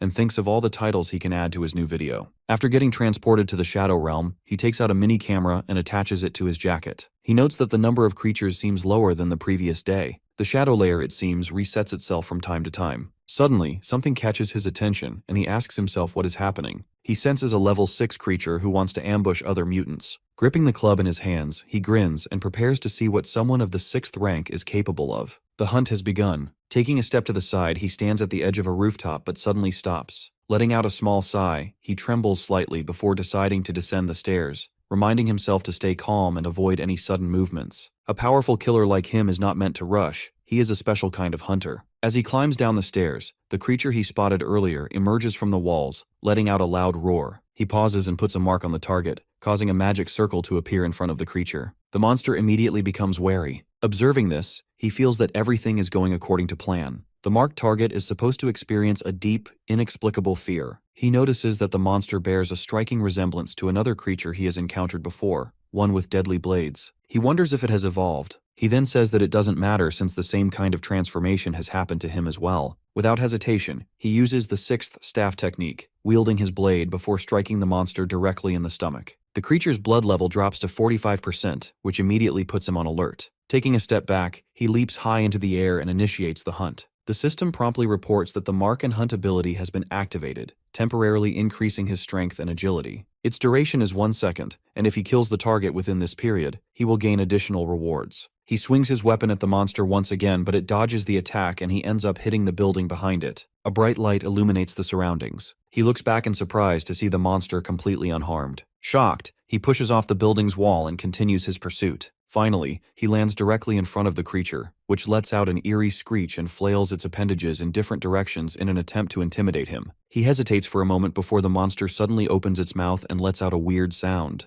Jang's head starts to feel dizzy, and he wonders if the mutant is launching mental attacks on him. The monster suddenly slashes him and he fails to block the attack. He clears his throat, lands nearby, and looks down at his hands, realizing that the monster is quite powerful. He notes that his blood level has dropped to less than 66%, as he has already lost 34% in a single attack. As the monster charges at him again, he quickly understands that its attacks are incredibly strong, and that he needs to come up with a strategy. The mutant tries to hit him, but he starts dodging all of its attacks and even taunts it. The battle between them intensifies, filling the area with loud, echoing sounds. The monster continues advancing, and suddenly it stops right in front of him. It extends strange appendages from its mouth, but Zhang is nowhere to be seen. As the monster searches for him in confusion, our boy takes advantage of this moment. He rushes forward and calls it a fool for falling for his trick. He thinks to himself that despite the creature's evolution, its skills have not changed. This is still his territory, and today, the monster will not gain the upper hand. With that thought, he launches a series of attacks, striking the creature multiple times. The monster roars in pain, but he remains unfazed. He gives it no chance to attack and continues his offense. Slowly, his punches start cracking the mutant's face. He jumps up in the air, and before he can deal the finishing blow, he stops. He looks at the mutant's face again in shock as he notices the night patrolman looking back at him. He can't believe his eyes as the guy in front of him was taken away by the night patrolman.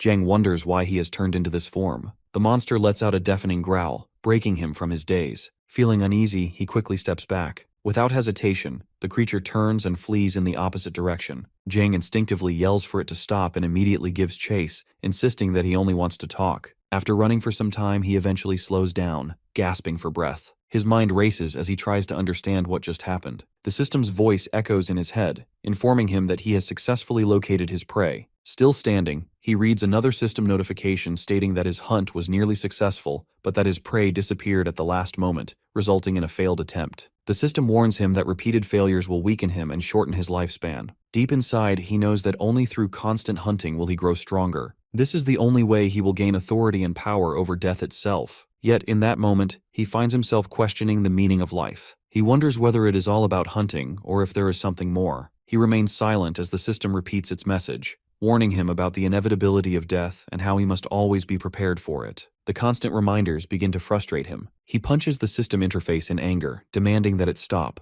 His irritation grows as the system repeats itself again and again. Eventually, he loses his temper and shouts for it to stop tormenting him. His mind lingers on the idea of heroes, those who sacrifice themselves to save others. He questions whether all of them eventually end up like this. Lowering his hand from his face, he catches sight of his reflection, and suddenly wonders if dying would turn him into a monster as well. At that moment, magical energy surrounds his entire body, illuminating him with an otherworldly glow. Clenching his fist, he makes a firm decision. There is no turning back. He must continue hunting. He has now reached the Cloud Sea gathering place in the East Zone 1. Glancing at his phone, he shifts his gaze toward the sky. He recalls news reports stating that anomalies frequently gather in this area, so there is no need for him to worry. As he speaks, shadowy blue sparks and dark energy swirl around him. A black hole forms above a nearby building, and he steps through it, instantly appearing on the rooftop. Looking around, he quickly realizes that the number of anomalies here is far greater than he expected. However, he notices that they are not bold enough to step outside the buildings. A sudden noise catches his attention. He turns toward the source of the sound and spots a creature glowing with a bright purple hue on the rooftop opposite him. Observing it carefully, he determines that it is an incredibly strong monster. However, he also notices that its leg is badly wounded, causing its health to drop significantly. Taking this as a sign of opportunity, he tells himself that he will not back down. Stepping out of the shadows, he moves closer to the monster. The creature notices him immediately and retaliates by launching a series of magical energy orbs in his direction. Before they can make contact, he swiftly vanishes and reappears within a thick cloud of dust. He quickly realizes that the monsters here are far more alert than those he has encountered in his own territory. This monster in particular seems especially sensitive. As he observes closely, he notices the red spots on its body slowly fading. He considers whether this is due to its heightened awareness,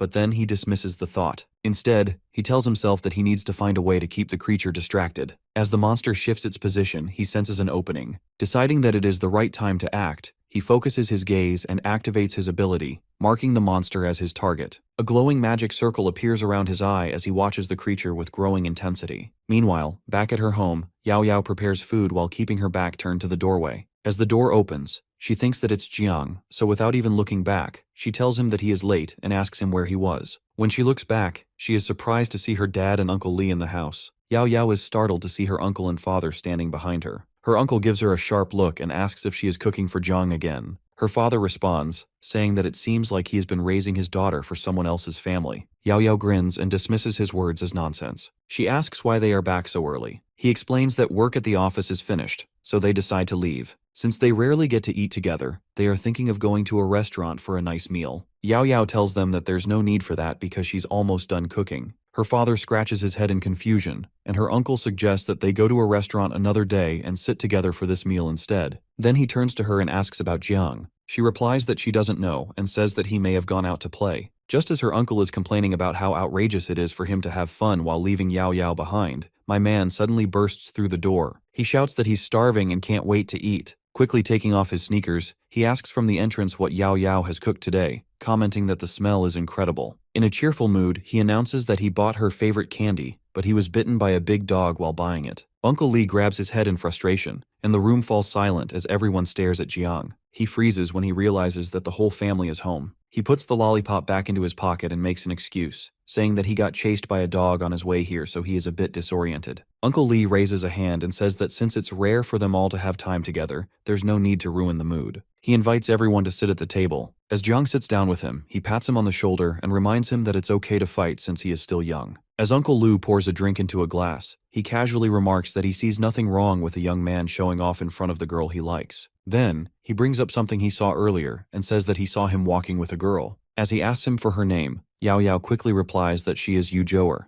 Their father nods, agreeing that she is quite good-looking, bright, clean, and with a nice figure. He says that if he was younger, he would have done anything to date a girl like her. After that, he raises his glass, suggesting a toast. Jiang, feeling uneasy, wonders how his uncle can say such things in front of Yao Yao. She turns red but agrees to the toast. His dad notices him sitting still, so he tells him to raise the glass. Jiang looks at Uncle Lu with a smile, and without hesitation, he drinks everything in one gulp. Uncle Lu grins as he decides to let him show off a bit. Jiang urges him to start eating since he's out all day and probably doesn't get the chance to eat home-cooked meals often. Uncle Lu chuckles, agreeing that this is a rare opportunity. He then comments that since Yao Yao often cooks at home, it's no surprise that her skills are top-notch. However, Uncle Lu suddenly looks at her with surprise. He doesn't believe it one bit since he always has to order takeout when he is at home. It seems like she puts a lot of effort into taking care of Jiang Yu, preparing a variety of dishes for him. Jiang looks at his uncle with a smirk on his face as he realizes that he has won this round. As they continue eating, they raise a few more toasts to each other. After some time, Yao Yao and her father prepare to leave. Near the door, Jiang wishes them a safe trip. His uncle exchanges farewells with Uncle Lu, who grins at Yao Yao as she waves goodbye. As the door closes behind them, Jiang picks up a bottle and asks him if he's thirsty. He replies no and sits down on the sofa. Jiang approaches him while drinking water, letting it drip from his face. Li sits silently, staring into the distance, before suddenly revealing that he has a question for him. Our boy is caught off guard and asks what it is. His uncle looks at him seriously and asks if he has awakened his abilities. This sudden question shocks him, and he stares at him with his eyes wide open. Bro tries to play it off and asks him what he means by awakening abilities. Uncle Lee tells him that he has been serving in the night patrol for 20 years, and he can recognize the injuries on his body in a single glance. He asks him what actually happened.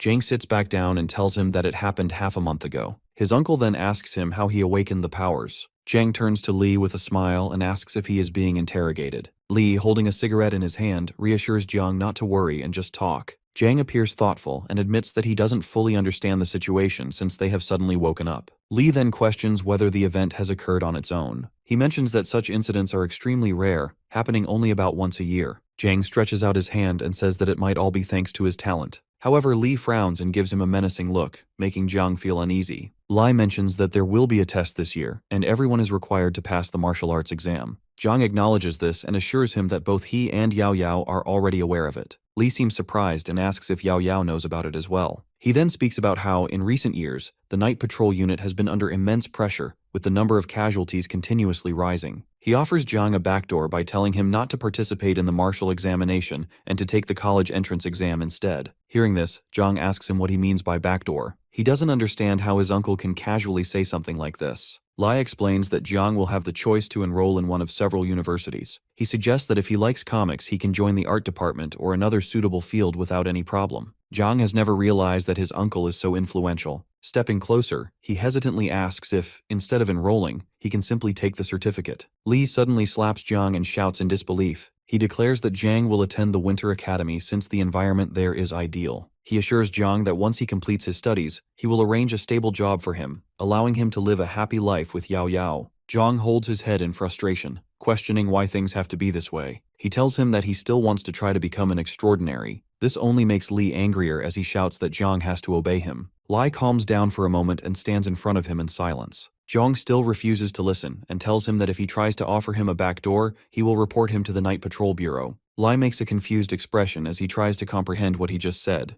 They stare at each other in tense silence before Li finally sighs and tells Zhang that he is not joking. He warns him that the world of special individuals is far more dangerous than he can imagine, and he should focus on his studies while letting him handle everything. Zhang, however, remains firm, insisting that he is also serious about this. He points out that danger surrounds them everywhere, and besides, he can't protect them forever. A heavy silence fills the room again before Li finally looks away and exhales deeply. He tells him that he will likely regret his decision after he truly understands it. However, before his junior year, if he ever wants to change his mind, he can always reach out. Zhang asks him not to get involved in those crooked paths in the future. Hearing this, Li starts walking towards the door. As he is about to leave, Zhang suddenly calls out to him, asking him to wait. Li turns back and questions what else he wants. Zhang then recalls something he has recently read in the information shared by Yao Yao. It states that special individuals can use all of their powers before death to prevent themselves from turning into something else. He then asks him if it is still possible for someone to transform, even after exhausting all their strength. Lai remains silent for a moment before finally confirming that such a situation can indeed occur, especially if a person possesses certain abilities or if there are external interferences. Li asks him why he is bringing this up, to which he simply scratches his head and says that he was just curious. As Li puts on his shoes near the exit, he reminds Zhang that if he chooses martial arts, he will eventually have to face those things. He advises him to rest early and stop fighting. Zhang agrees, saying he will listen. Before stepping out, Li informs him that the martial arts test this year is early and will start after the Lunar New Year. Zhang asks if it will really happen so soon. Lai confirms it and tells him to prepare before finally leaving the room. We go back to the white-haired girl as she receives a notification on her phone. It informs her that the blogger she is following has uploaded a new video. Excited, she grabs her phone to check out the video. However, she also notices multiple comments from users who dismiss the video as another deception. Many believe that the Night Patrol uses real knives and weapons to eliminate the monsters, whereas the blogger merely relies on video editing to gain popularity. Another guy is mad that Yu has started doing brand deals. There are a total of 1847 comments, with 2.1 million likes on the video. Growing frustrated, the girl says that the number of haters has significantly increased lately. She believes they are simply jealous of Yu's skills. Annoyed by their skepticism, she hastily types an angry comment, accusing them of not understanding anything and calling them all envious. While typing the comment, she pauses for a bit and stares silently at the screen. She hopes that he is not actually a scammer and prays that it is not an apology video. As she taps on the video, a text shows up on the screen reading, "If you don't hunt, you will die." Bro actually got a banger intro for his video. This is a POV video that starts at the edge of a building. The scene amazes the girl. It feels so immersive that she thinks she is actually with him inside the video. A bright flash appears, and he suddenly jumps off the building. The girl fails to understand what is happening and screams in fear. Tears well up in her eyes as she quickly opens them again, looking around with confusion. Holding both hands out in front of her, she stares at him with uncertainty. He turns slightly, and she gazes at his face with admiration, wondering if these are truly the powers of a superhuman. He takes the full force of the attack directly on his stomach, spreading his arms as a bright flash lights up everything around him. A monster suddenly appears in front of him. Looking at the monster from this close, she can tell that it is truly extraordinary. Yu uses his spider webs to get away from the monster. Meanwhile, the girl continues watching as she thinks that it all looks too cool. Yu kicks the monster in the face with full force and follows up with several more strikes. The girl clenches her fists, thinking that this is thrilling.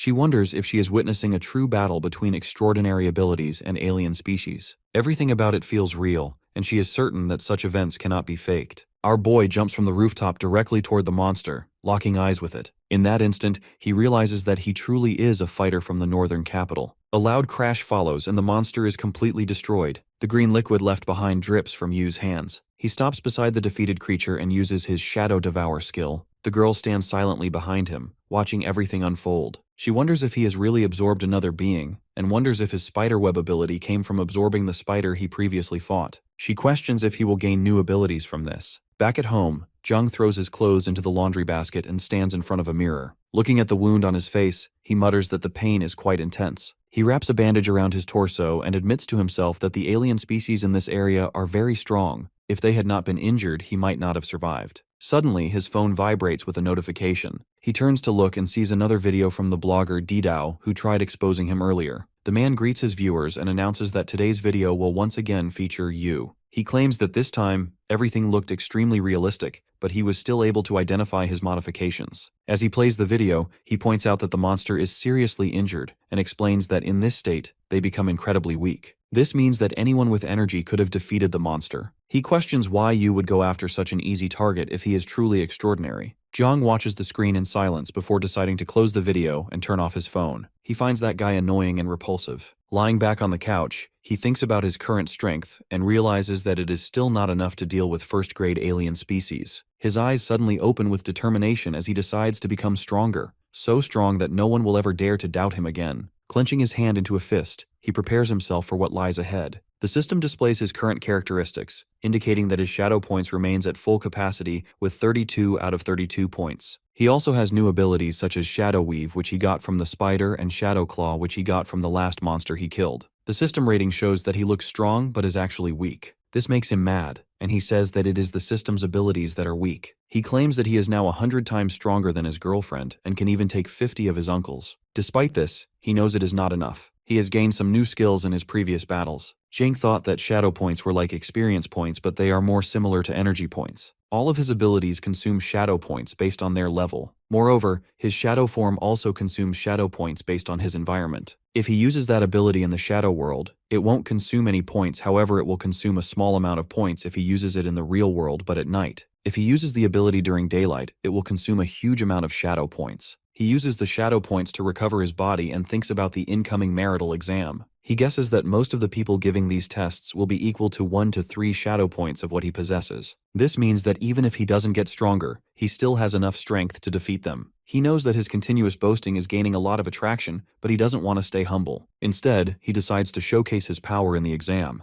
He starts laughing, saying that his uncle is supporting him, so he has nothing to fear. The guy living on the floor underneath looks at him and thinks that he has gone mad. The next day, he sits in a mall looking like he is about to pass out. His girlfriend told him that it would only take 1 hour, but she has been shopping since morning. He leans on his friend and says that he will die if he continues to waste his days like this. His friend pushes him away and asks him not to say stuff like this at the start of the new year since it might bring bad luck. Jang looks back at him and says that he is not joking. If he doesn't hunt, he will actually die. This makes his friend a bit concerned, and he asks him what he means. Jang suddenly looks back at his girlfriend and says that it was nothing. The four of them decide to go to a restaurant to eat something. Jang assures them that he will choose a restaurant that caters to everyone's preferences. After some time, they find themselves in a cafe with a menu filled with dishes like garlic oysters, steamed oysters, and fried onions. The girls look at it in confusion, while Yao Yao questions whether this is really the cafe that caters to everyone's preferences. The green-haired girl confirms it, but comments that the place seems more suited for male students. Zhang glances at the menu and informs the waiter that he has recently been injured and needs to recover lost energy. He orders toast, soy sauce, fried rice, and egg soup. The waiter takes note of his order and reassures him that it is a great choice. Yao Yao, with a smirk, expresses her surprise at his selection, expecting something more unique. Zhang admits that the dishes are quite ordinary, and then requests larger and fresher oysters. The waiter is shocked after hearing this and stares at him in disbelief. After some time, the waiter brings their food and wishes them an enjoyable meal. Jang offers the food to his girlfriend, telling her that there is no need to be hungry, but she refuses it.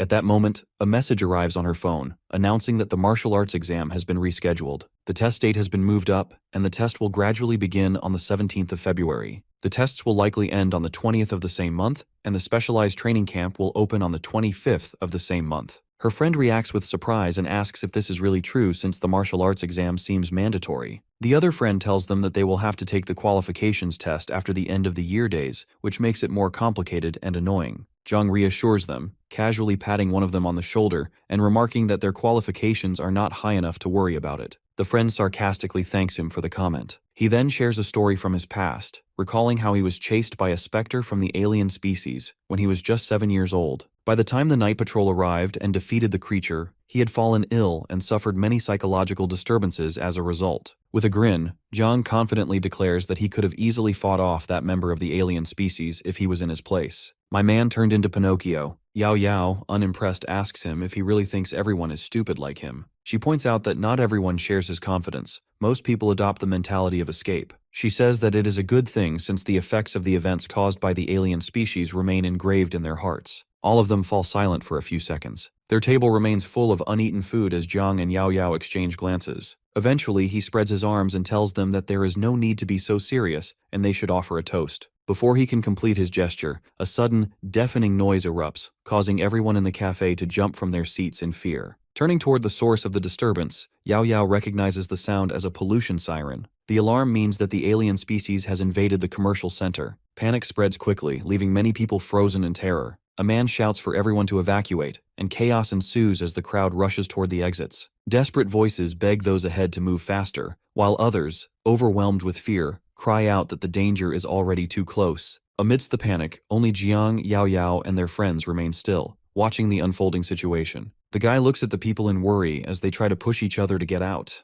The green-haired girl looks at her phone for an update and asks them what they should do. Yao Yao, after a brief moment of thought, advises everyone to stay calm and move toward the exit in an orderly manner. Before they can move, they hear Zhang's voice telling them to move out of the way. Before she can understand, Zhang suddenly punches the wall, creating a massive hole. The unexpected action leaves everyone around them stunned, especially Yao Yao, who stands there and watches it in shock. Zhang waves at her and asks why she is still standing there. They need to run. Without hesitation, the group rushes toward the new exit, hastily created by his own hands. Moving carefully, he scans the surroundings when he spots someone running in the opposite direction. The person shouts an alarm, insisting that someone else is there, before disappearing into the crowd. A bright red glow flickers, setting off a wave of unease. Zhang immediately realizes the monster is nearby. With so many people around, turning into his shadow form here would expose everything. Without thinking, he grabs Yao Yao's hand, pulling her along. Panic spreads through the crowd, and gasps of fear fill the air as people struggle to catch their breath. A voice yells for them to run, but Yao Yao hesitates, questioning how the alien species were able to breach the commercial center as the defense forces were supposed to be close by. Zhang shakes his head, saying it's too late to think about that now, they just have to escape. He says that they are lucky as the people were able to evacuate, otherwise they could have had a major massacre inside the commercial center. Pointing to the side, he signals the way out. As the group reaches the exit, he suddenly stops. With a panicked expression, he tells everyone to hold on to him tightly as the place is about to collapse. Before anyone can react, the entire place crumbles and they all scream in terror. They grasp onto each other, but it's too late. Together they all fall down. Zhang struggles to his feet, wincing from the pain. Looking around, he checks on the others. Yao Yao, rubbing her chin, assures him they're mostly fine, just some scratches. They suddenly hear the voice of the other friend who screams in pain as he thinks his leg is broken. They notice him sitting in the distance with a heavy concrete block pinning his leg. Jiang hurries over, gripping an iron rod jutting from the rubble. He reassures his injured friend, promising to help.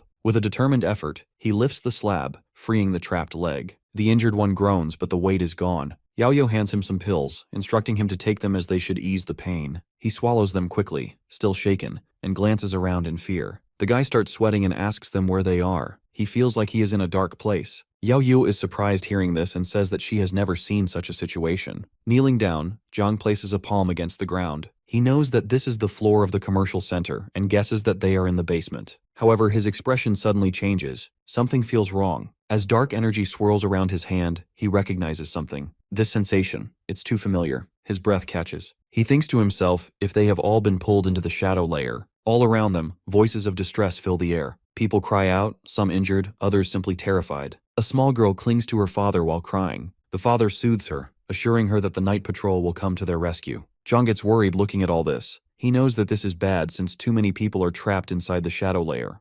There is no way to move within the shadow layer, which means the night patrol will take longer to arrive.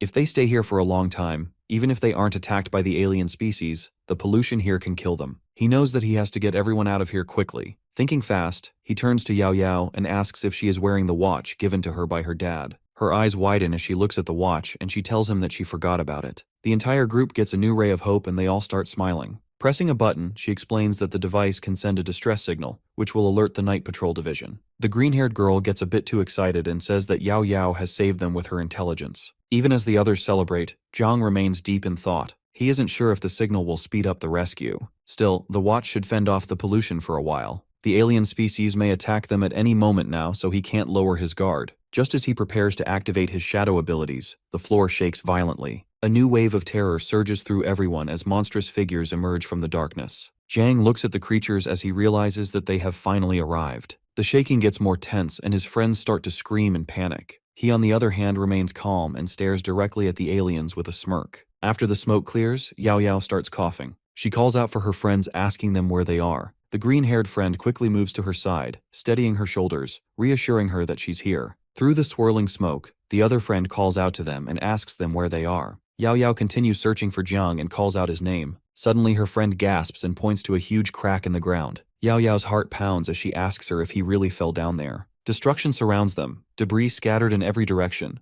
The white-haired girl, struggling to move, crawls out from beneath the rubble. Sitting on the ground, she looks around in confusion, trying to recall what happened. As she touches her head, the memories come rushing back. She had gone out shopping with Xiaoya when the alarm suddenly sounded, causing everyone to panic and run. Turning side to side, she desperately calls out for her friend. Her hand unexpectedly bumps into something. When she looks, her breath catches. Xiaoya's mutilated body lies beside her. A tremor runs through her and tears well up in her eyes. She stammers, struggling to process the sight, unable to believe what she is seeing. At that moment, a dark figure appears behind her. A claw swings toward her, and as she turns, realization strikes. This is how she dies. The thought of facing death in such a way never crossed her mind. She once believed such terrifying moments belonged only in films. She thinks to herself that if she was a movie heroine, the hero would rush to save her, or at least someone would try to help her. However, that is impossible since this is reality and no one is coming to save her. In the real world, there are no heroes. Bracing herself for the inevitable, she closes her eyes. Blood splatters onto the stone ground. When she opens her eyes, she sees a dark silhouette standing before her. Breathing heavily, she wipes away her tears and looks up in shock. It is Jiang, the same guy she saw in the YouTube videos. He firmly grips the monster's claw with one hand, holding it back with ease. My man trying to riz her up. Hope flickers in her eyes as she wonders if he is a hero. Without hesitation, he throws the monster into the abyss. As she observes him more closely, she recognizes him.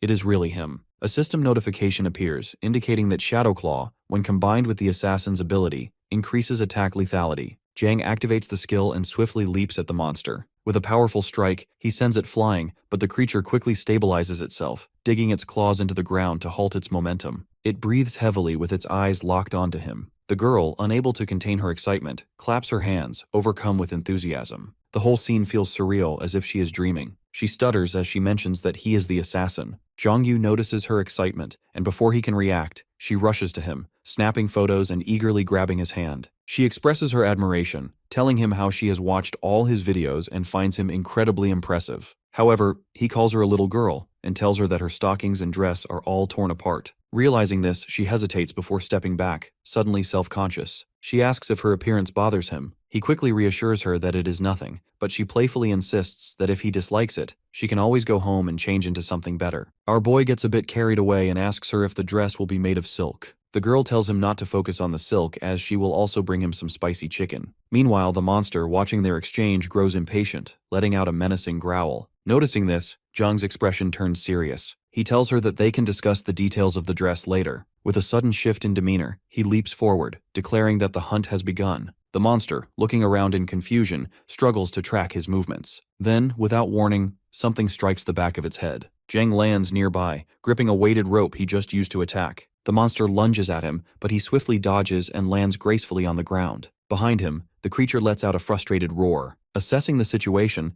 Zhang realizes that he is still lacking in strength and precision, otherwise he would have killed the alien in a single strike. Without hesitation, he dashes forward, determined to strike again. As he prepares to counter the next attack, he suddenly stops as he gets attacked by two other monsters. He manages to block the attack and steps back. The monsters laugh as they outnumber him. Looking at the monsters, he realizes that it might be a bit difficult to deal with them this time. The white-haired girl, still filming, cheerfully wishes him luck and promises that if he wins, she will show him something cool. Hearing this, Jiang's face flushes with excitement and he turns red. He quickly regains focus, pushing forward with renewed determination, insisting that everything is for their sake. He quickly jumps up in the air to dodge the attack of one of the monsters. However, as he is still in the air, another monster tries attacking him. Since his body is still suspended, he knows he can't dodge the attack. Thinking fast, he swings his claw, releasing a blue rope that wraps around the creature's limb. Using the momentum, he slashes, delivering a fatal hit. The monster falls, lifeless. Turning to the remaining monster, Jiang smirks. He is confident that they will not succeed in killing him. However, before he can do anything, another monster sneaks up on him from behind and strikes him in the shoulder, which causes him to bleed.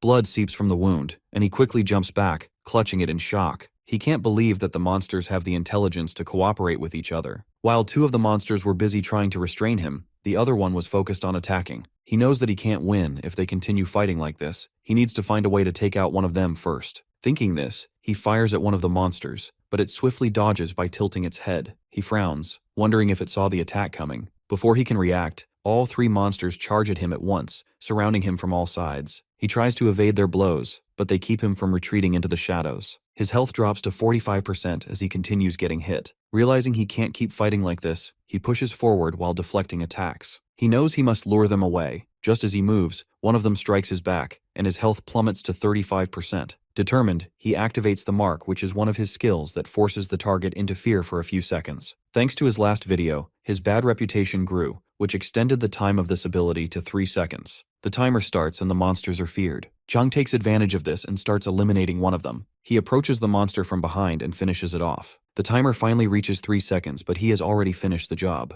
As he stands above the fallen corpse, the system informs him that the hunt was a success. As a reward, his shadow form grows stronger, reducing the energy needed for his abilities. In the shadow layer, his recovery and energy absorption improves. He immediately heals his deep wound and looks at his clawed hands. He then turns towards the other monsters and says that it's their turn now. The two remaining monsters stare at him in fear. His health climbs back to 55%, and dark energy radiates from him. He taunts them, asking why they are afraid of coming near him when they were just trying to kill him a few moments ago. If they won't attack, he will. Just as he moves, bright rays of light suddenly appear. He halts, confused. Where is this light coming from in the shadow layer? Blue sparks flicker around him, and a strange pull urges him toward the light. The others notice it too and let out loud growls. At that moment, the night patrol arrives, led by Commander Song Ching-an. In his hand, he holds the eternal flame, which is used to disperse shadows and can serve as a good source of illumination. Extending his hand, he releases a stream of green energy and silently points at Jiang. Jiang, slightly uneasy, asks what's going on. He shouts at them, trying to assure them that he is on their side. A monster lunges at Song Ching-an, but without looking, he sends the green blast upward, killing it instantly. Jiang watches in shock as he realizes that the guy killed the monster in a single strike. He wonders if this is the true strength of the night patrol. He knows that if the attack he aimed at him a few moments ago hit his body, it would have killed him instantly. He walks up to one of the squad members and smirks, telling them that they have come late as the battle is about to end.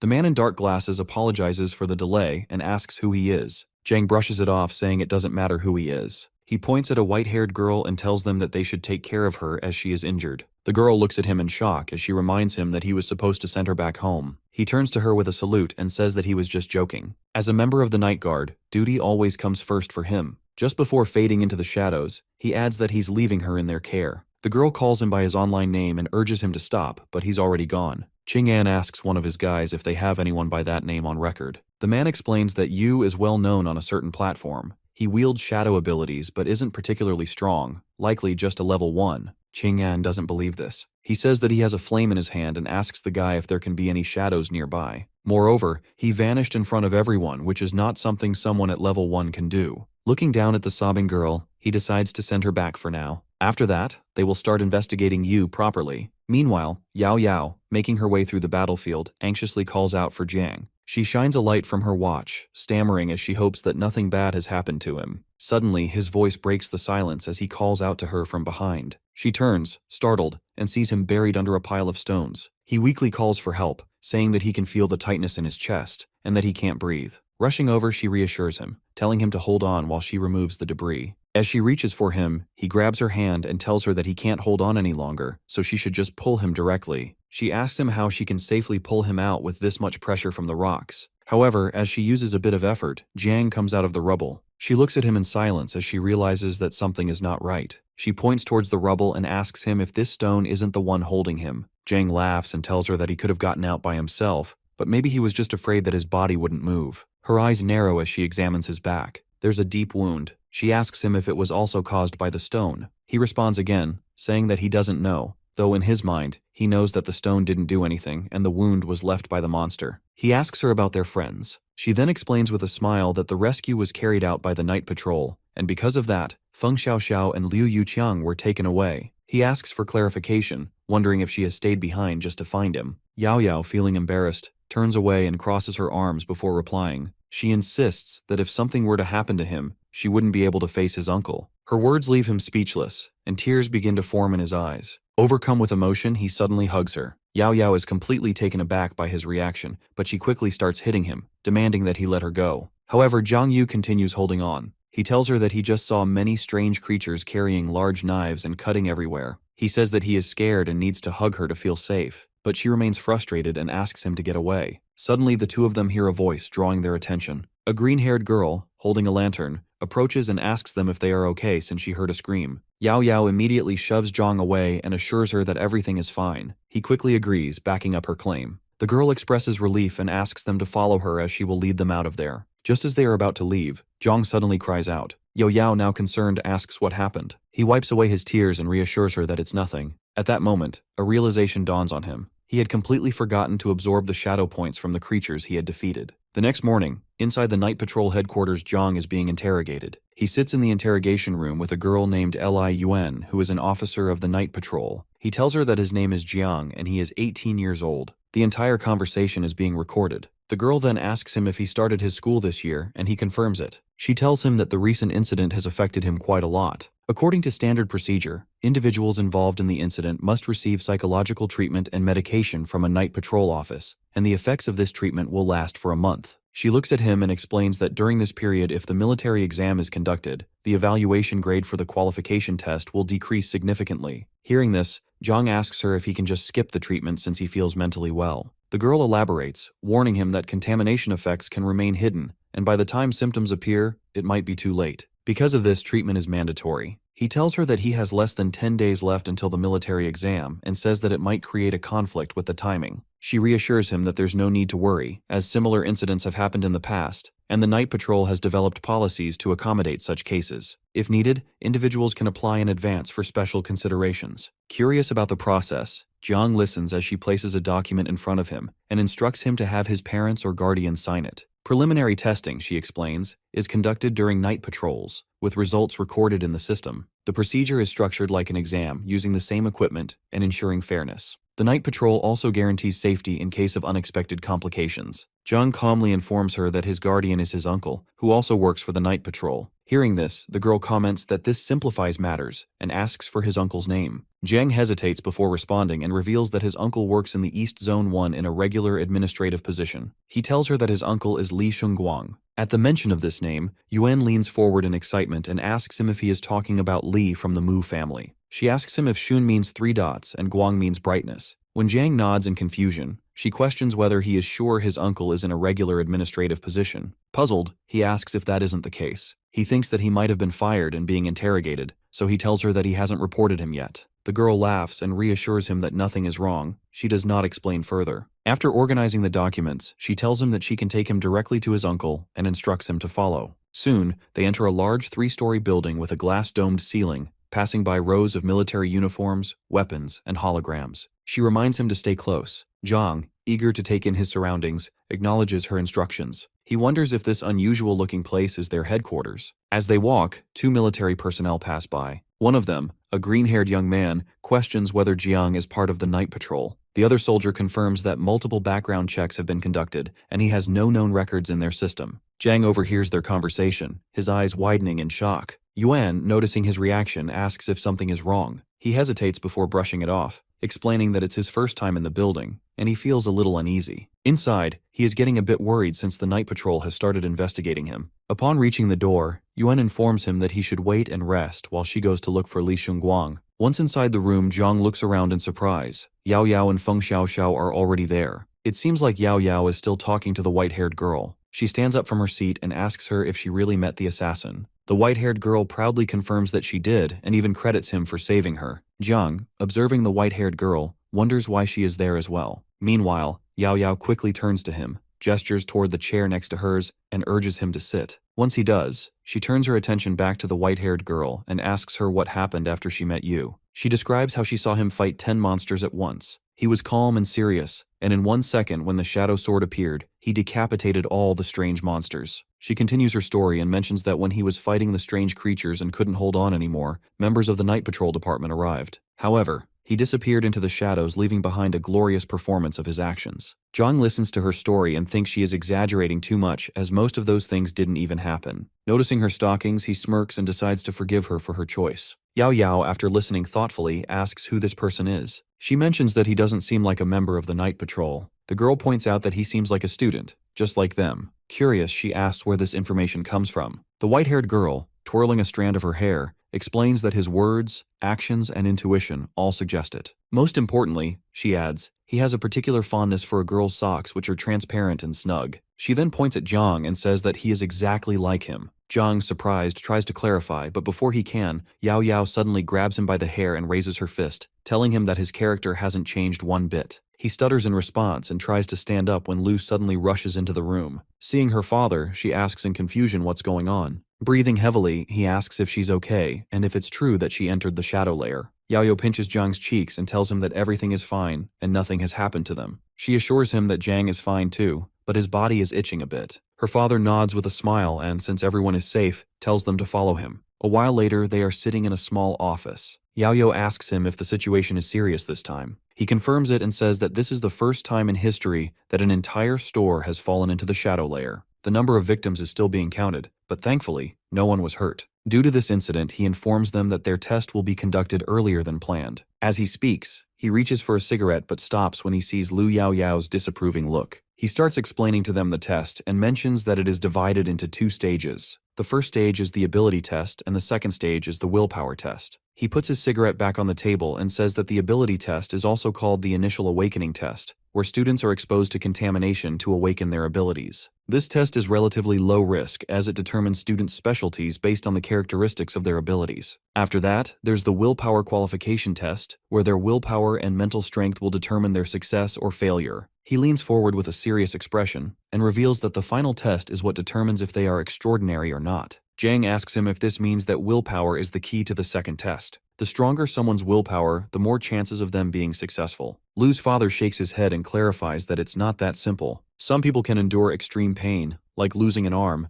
yet their qualifications remain average. Others, who seem carefree or foolish, sometimes show the greatest potential. Willpower isn't just measured solely by endurance, it also encompasses believing in goodness, resisting evil, and adapting to pollution. In short, it's a complex matter. Jiang raises his hand, asking if specific thoughts can affect willpower. Lu's father, puzzled, asks why he's suddenly curious. Yao Yao, irritated, gives an example. What if someone constantly thinks about a girl's legs? Jiang, embarrassed, realizes she is talking about him. Lu's father, ignoring the joke, explains that it only has a slight effect on willpower. The thoughts of a person relating to integrity don't have a significant positive impact on positive outcomes. On the other hand, if someone has negative thoughts and their heart is steeped in evil, the test results will be nothing but bad. Jiang, suddenly worried, asks why that is. Lu's father sternly replies that evil thoughts attract evil. Negative emotions contribute to pollution, and if left unchecked for too long, the corruption becomes overwhelming. If they have negativity in their hearts, time to begin. She explains that the test is divided into 2 parts: ability testing and willpower assessment. The ability test evaluates their potential for development, destructive power, and capacity to utilize their skills. Abilities are categorized into 4 levels: low, medium, high, and advanced. The willpower test, on the other hand, measures their resistance to external influences, with results indicated by 6 different colors: white, green, blue, purple, red, and orange. In previous years, individuals with level 1 abilities were not required to take the test, but this time, participation is mandatory for everyone. Their potential to become special is assessed at every stage of their growth. She emphasizes that with strong willpower, even if the ability is weak, there might be a chance of acceptance. However, if one's willpower is weaker than their abilities and their qualifications are not in line with their requirements, they will only be able to work in the civil service. With that, she shuts the folder with a decisive motion and instructs them to follow her outside. As all the applicants wait in the room, Jiang, standing by the glass, notices a man in the next room standing beside a covered object. Suddenly, a loud voice from the speakers calls Xiao Xiao and instructs her to step forward into the room. Startled, she responds hesitantly before stepping forward. As the doors open, the voice reassures her that there is nothing to worry about. She looks back at her friends with a worried expression and decides to move forward, saying that she is ready. As she enters the room, she meets the man standing next to that strange object. Those in the waiting area press against the glass, watching closely. Without warning, the man pulls away the cloth, revealing a massive, sparkling diamond. He then signals for the test to begin. The light above the entrance switches from green to red, and the room darkens.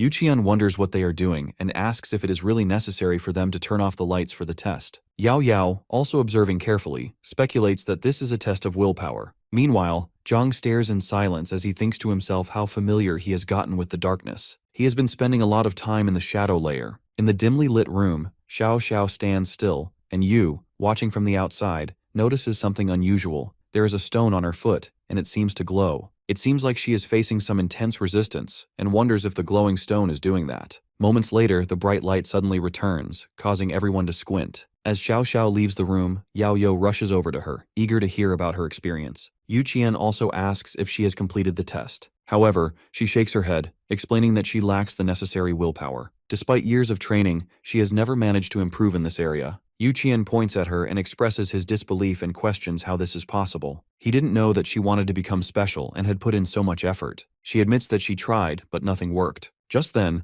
another announcement calls for him to take the test. Instantly, his expression changes to one of concern. As he makes his way to the door, he keeps repeating to himself that he does not want to be special and wishes for this not to happen. Watching him leave, Xiao Xiao remarks that he has nothing to worry about since he won't pass the test anyway. After some time, the red light outside the room turns green. Yuqian reappears looking stunned. He mutters in disbelief that he has actually passed. Xiao Xiao, shocked by the revelation, reacts with surprise. They sit down next to each other, and Xiao Xiao, still upset, repeats how much she wanted to pass but failed. Yuqian, on the other hand, had not wanted to take the test but has succeeded. Observing them, Yao Yao sighs in frustration and comments on how unexpected life can be. Meanwhile, the voice from the speakers calls Yao Yao's name, signaling her turn. Taking a deep breath, she turns to Jiang with a smile and says that she will see him later. As she steps into the testing area, she crosses her arms and focuses. Streams of red energy begin to radiate from her, and the stone on her foot emits a brilliant glow. Jiang, watching closely,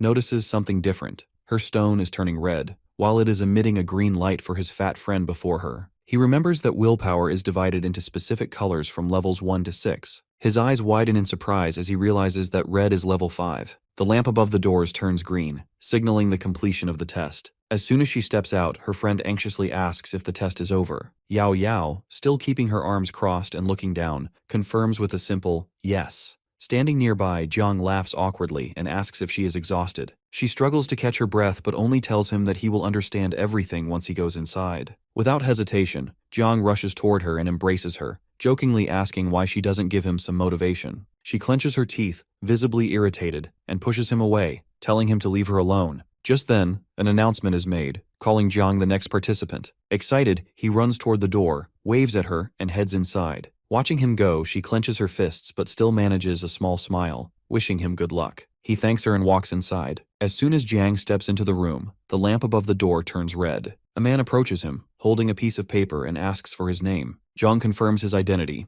after which the man takes his application and hands him a small test tube with a blue lid. He then asks if Jiang has already awakened his abilities. Jiang nods in confirmation. The man instructs him to drink the liquid. However, as he looks up from the papers, his expression changes to one of surprise, and he questions again whether Jiang has really awakened his abilities. Jiang, having already consumed the liquid, tells him that he woke up naturally. The man, seemingly dismissing any further questions, points toward a stone and a blindfold, stating that they should just start the willpower test directly and instructs him to put it on. Soon, Jiang stands in the middle of the room with the blindfold on. He suddenly feels a presence as the man places both hands on his shoulders. The man reassures him to stay calm and let his instincts guide him. He explains that since Jiang's abilities have awakened, he will soon experience his consciousness separating from his body. There is nothing to fear, he just needs to move ahead. With that, the man pushes him forward, urging him to go. As Jiang steps forward, something feels off. He senses himself falling into an endless void. A blue shimmer surrounds him, and then, in an instant, he lands on a water-like surface. Looking at his hands, he marvels at the strange sensation. His body feels weightless, yet he remains connected to it. Experimenting with his movement, he makes large jumps across the water, enjoying the surreal experience. The man, observing from a distance, watches in bewilderment as Zhang moves erratically, twisting and leaping. He exclaims at how unusual it is but quickly warns him to stop jumping, as it could disrupt the test. Zhang quickly composed himself, acknowledging the warning. He then begins running toward a large glowing stone in the distance. It seems too easy at first, but as he moves forward, he notices a strange change. His body starts sinking. His eyes widen in shock as he realizes that he is being pulled underwater. The deeper he goes, the heavier his body becomes, making it harder to breathe. As he descends further, unfamiliar emotions flood his mind: despair, sadness, and anger. But through clenched teeth, he forces himself to focus. He understands now. He must resist these emotions. Just as he surfaces from the water, a familiar voice calls out his name. Turning around, Zhang is stunned to see his uncle, Li, standing behind him. Confused, he asks him what he is doing here. His uncle looks at him with a firm expression and tells him that he can't be extraordinary by his nature. He will only hurt others and himself. Panic sets in as Zhang turns and runs, shouting that it must be an illusion. But as he looks ahead, Li appears again, blocking his way. He tells him that he must realize his inability to do this. Suddenly, more clones of his uncle show up. They tell him that their great prosperity has collapsed. Mountains and rivers were destroyed by the invasion of the strange creatures, and the world is dangerous. He insists that Jiang could live a happy life without getting involved in such things, and asks why he is so insistent on becoming extraordinary. They point forward and tell him that the extraordinary is not just strong, but they also have a strong willpower. A massive creature appears in front of them, and members of the night patrol run towards it with torches in their hands. The image of his uncle points to these men and asks him if he is really capable of becoming like them. The creature rampages through the city, leaving devastation in its wake. Buildings crumble, stones scatter from the force of its destruction, and lifeless bodies fall from the sky. Jiang watches in horror, covering his head with his hands as the terrifying sight unfolds before him. Amidst the chaos, Li's voice cuts through the air once more. This time, he lights a cigarette and declares that this is the fate of the extraordinary. He asks Jiang if he truly wants to end up like them. He tells him not to deceive himself. He just wants to show off that he is one of them. And this is the truth. More and more copies of his uncle appear, repeating the same words. They compare him to countless teenagers who dream of being heroes, wanting excitement, admiration, and love, yet unwilling to put in the effort. Jiang starts to get overwhelmed by all of these voices. They accuse him of wanting to believe he is different from others, even when he has no real abilities. The realization creeps in. Perhaps he truly isn't special. He clutches his head, sinking to his knees as the illusions around him laugh mockingly. In the distance, he can see a fiery flame, burning brightly amidst the darkness. The night patrol guy who died in the start approaches him with the flame. The images explain to him that the dark side of the world isn't just a hidden layer. Even with the bright sun overhead, there will always be things unseen. This is the hidden world. Jiang reaches out, but the guy vanishes, and his torch falls into the water. Once again, terrifying monsters appear in front of him. The voices tell him that the disaster isn't actually facing the dark side, but being extraordinary. The image of his uncle appears again and asks him if he is truly capable of being extraordinary. Hearing this, Jiang looks up with a furious expression and clenches his teeth. In reality, he is inside a room, being observed by the night patrol officer, who stands with his arms crossed. The green-haired girl enters and asks about the situation. He smiles and tells her that he is not doing bad, but he has been spinning around all this time. She notes that this is normal, since not everyone can handle the pollution he inherited.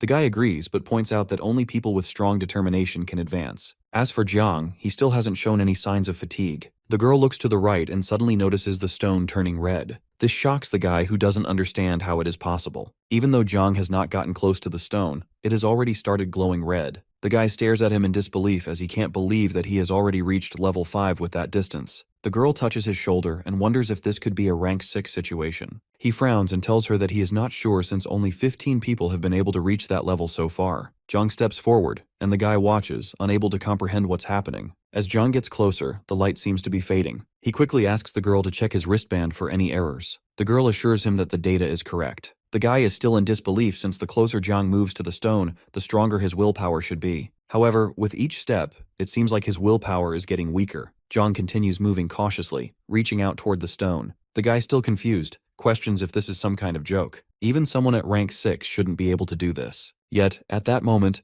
Jiang finally places his hand on the stone. A bright yellow light radiates from it, and a black vortex appears in the sky. A voice echoes in Jiang's mind, telling him that he shouldn't seek to be special. He should think about his life, his friends, and the people he cares about. Suddenly, Yao Yao appears before him, offering her hand with a warm smile. He takes it, and the voice reminds him that this is where he belongs. Zhang finally talks to the voice and says it is enough. The illusion shatters and he is back in the room. He comments that it was talking in his ear and wonders if it was part of the test. He smiles and wishes that he at least should have been offered all the girls. Inside that strange vortex, he starts walking towards his uncle, who now seems a bit anxious. Zhang admits that at first he was a bit scared and even a bit resentful. At first, he only wanted to be seen as a hero, without truly caring about anything else. But in this world, there are no superheroes, only ordinary people who succeed through their dedication and hard work. It is thanks to their silent efforts that led to the peace and stability they enjoy today. He reaches out to grab the torch and mentions that he has already enjoyed peace once before. The entire atmosphere lights up as Zhang says that this time, he doesn't want to hide under others' shelter anymore. He raises the flame and announces that he wants to become the eternal flame for others. His uncle stares at him in shock as he claims that he wants to light up the darkness. The scene changes to the office where Lu's assistant approaches him with documents, reporting that the ground collapse incident had affected the 2nd, 3rd, and 4th floors of the shopping center. The 5th floor was also damaged, though not entirely. About 850 people were involved. 700 were trapped in the shadow layer. Over 650 have been rescued, and the recuse operation is still ongoing. Meanwhile, a group of 30 students who are about to take a self-defense arts exam will be divided into multiple batches for early screening, followed by immediate elimination of pollution by using light. Lu turns to the guy sitting on the chair and asks him about the pollution assessment department. The guy tells him that the results have already come out, and he has sent the image to him. The report details the presence of shadow creatures with the codename Yu Ling, classified as pollution level 1. The 3 spirits share similar structures, including bones and many artificial traces. Lu's expression changes to shock as the guy reveals that these artificial traces point to them being transformed from humans. The assistant yells in disbelief that this is not possible since the transformation and pollution process varies from person to person and takes various directions. He mentions that it is almost impossible to have 3 incredibly similar transformed beings. Lighting a cigarette, Lu walks to the window and says that someone significant has developed something. He looks outside and says that the people lurking in the shadows can no longer remain hidden. Just then, a bright beam of light appears before him, making him pause in confusion. His cigarette slips from his mouth as he realizes that this light is coming from the extraordinary test room. Rushing toward the testing room, he pushes through the crowd, muttering apologies as he moves past people. He knows that the highest result in the willpower test has always been an orange light. There has never been any mention of gold. As he reaches the room and opens the door, he notices a group of people with confused expressions. The green-haired girl points to the test room and says the name Zhang. Lu's expression twists in shock as his gaze fixes on the brilliant golden light radiating from Zhang's hand. He opens his eyes and turns to see all his friends watching in silence. Later, Lu finds him in the restroom, hands him a bottle of water, and urges him to drink. Zhang accepts it with gratitude and asks about Yao Yao and the others. Lu reassures him that they are resting in the break room and have not been informed of the situation. Lu tells him that he gave him a big surprise. The 5th stage, and even the 6th stage, are understandable, but he managed to pull off something even bigger. Jane grins and curiously asks if his golden light is legendary and superior to the 6th rank. Lu hesitates before admitting that it is hard to say for certain. He hints that people like him are often subjected to research and observation. Upon hearing this, Zhang chokes on his water. Lu finds his reaction amusing and asks if he is truly afraid. He assures him that they won't dissect him, but someone will still take him for data collection in a bit. His data will be sent to various night patrols and he will be closely monitored.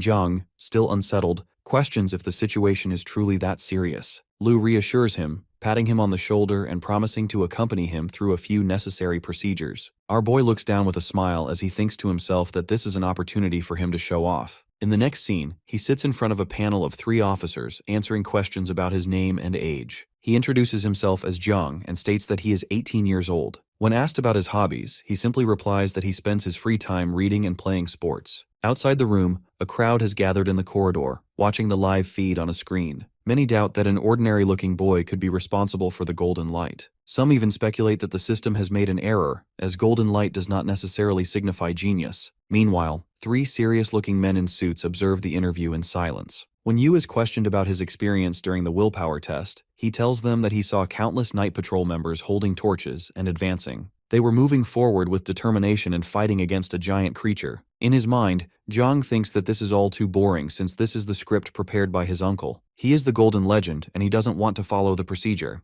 Lu then asks what has gone through his mind when he saw the others. He lowers his gaze and admits that he felt a sensation of transcendence. He sensed the weight of responsibility pressing on his shoulders, but just as he is about to continue, he stops speaking. Lu urges him to go on. Instead of responding directly, Jiang unexpectedly asks about the map hanging in Lu's office. His question takes his uncle by surprise, but he confirms it. At that moment, Jiang suddenly springs up from his seat, kicks the table, and exclaims that only 5 out of 10 places remain. He insists that their situation is far more complicated than it seems, and that he needs to uncover the truth. Lu watches in bewilderment, unsure of what he is trying to achieve. Jiang then begins gesturing wildly, praying for the youth of Dazhou to break free from the chill. He recalls struggling to ignite a torch, only to fail and become the sole source of light himself. As he speaks, his body once again radiates a brilliant golden glow, causing Lu to hide his face in embarrassment. Lu turns to the panel and apologizes for Jiang's unpredictable behavior. He notices that they are both moved by the scene. They even have tears in their eyes. One of them admits that they had not expected his story to be so emotional. The green-haired girl, wiping away her tears, expresses hope that he will have a bright future in the night patrol. Lu stares in disbelief at what he is witnessing. Someone watching through the camera comments that it isn't surprising. The young man has created the golden light. They speculate that it could be an insight and acknowledge his impressive talent. They think that even all of them combined can't match him. A man at the computer shows satisfaction at the results. Jiang is done with showing off and asks them if they can just let him go home since he still has to go to the club for a massage. They tell him that he is allowed to go home and wait for the notification. Jiang asks in confusion what they mean by the notification. His uncle stands up and clarifies that they are talking about the notification regarding the special training camp. The scene briefly shifts to his shadow form sitting on top of a building with a worried expression. As they step out of the building, Lu reminds him that he had warned him not to draw attention to himself. Now everyone on night patrol knows about him. Jiang, scratching his head, apologizes for the trouble. Lu, still grinning, admits he isn't sure how to handle the situation with Li since he doesn't want him to become extraordinary. He then assures him that it will be fine and reminds him to come back to the special training camp on March 25th. When Jiang asks him about the camp, Lu explains that it consists of several months of specialized training, followed by a martial arts exam. He takes a phone call and tells him not to speak of anything that happened, not even with his girlfriend. With that, Lu leaves and reminds him once again to come back for training. Sitting alone on the rooftop in his shadow form, Jiang opens up the system window. The display informs him that he has only 20 days left to live. Realizing that the exam starts in 2 months and will probably last for several months, he knows that his lifespan is not enough. His best option is to hunt as much as possible to extend his lifespan. As he walks through the street, he suddenly grows cautious. A creature with 27% blood characteristics appears in front of him. It glows faintly green and moves at an incredible speed in an unknown direction. Seizing the opportunity, he quickly dashes after it, blending into the shadows. The creature, sensing his presence, trembles with fear. Moments later, he marks it, causing its mouth to open wide and glow even brighter. Without hesitation, he lunges forward and strikes, unleashing his technique. His magical energy tears into the creature. The system window updates, revealing that the monster is severely wounded and struggling to escape, but it has no chance. Its life ends, and the system registers the successful hunt. His remaining lifespan increases to 22 days, his combat skills improve, and he gains additional shadow points. He exhales in relief as he realizes that he got lucky. Even though he doesn't like scavenging, he thinks that he would have been a fool to not take this one. Suddenly, a voice calls out from behind. Turning cautiously, he sees a man standing in the shadows. The man, wearing a red helmet, demands to know where his creature is. Uneasy, Jiang tries to formulate a response as he is absorbing the shadow points from the creature. The man then pulls out a club and steps forward aggressively, accusing him of being a thief. Confused, Jiang asks what he means. The man, however, insists that he has stolen something from him. Jiang flinches as the man approaches him, but for some reason, he stops. A realization dawns on him. Removing his helmet, he carefully examines his face. The man suddenly bursts into excitement as he realizes that this is the famous internet sensation, Yu. He tells him that he is his biggest fan and has watched all of his videos. Before Jiang can even say anything, he takes out his cell phone and forces him to take a selfie. He also offers to split the creature from earlier as 70 and 30. Jiang asks him what a scavenger means and what he was talking about earlier. He looks back at him in shock and suddenly starts recording a video saying that the famous internet sensation Yu is bullying a poor scavenger and stealing his prey. Jiang shouts at him to stop and asks him to explain. He pulls the guy back forcefully and orders him to explain everything. The guy tells him that scavenger is a slang term, and officially they are known as night watchers, freelance workers. They can register as freelancers as long as they reach a basic intermediate level. Jiang asks him about the compensation for these freelancers. The guy tells him that it's not too much and says that it's only around 6,000 to 7,000. Jiang almost explodes as he hears about how much money freelancers make.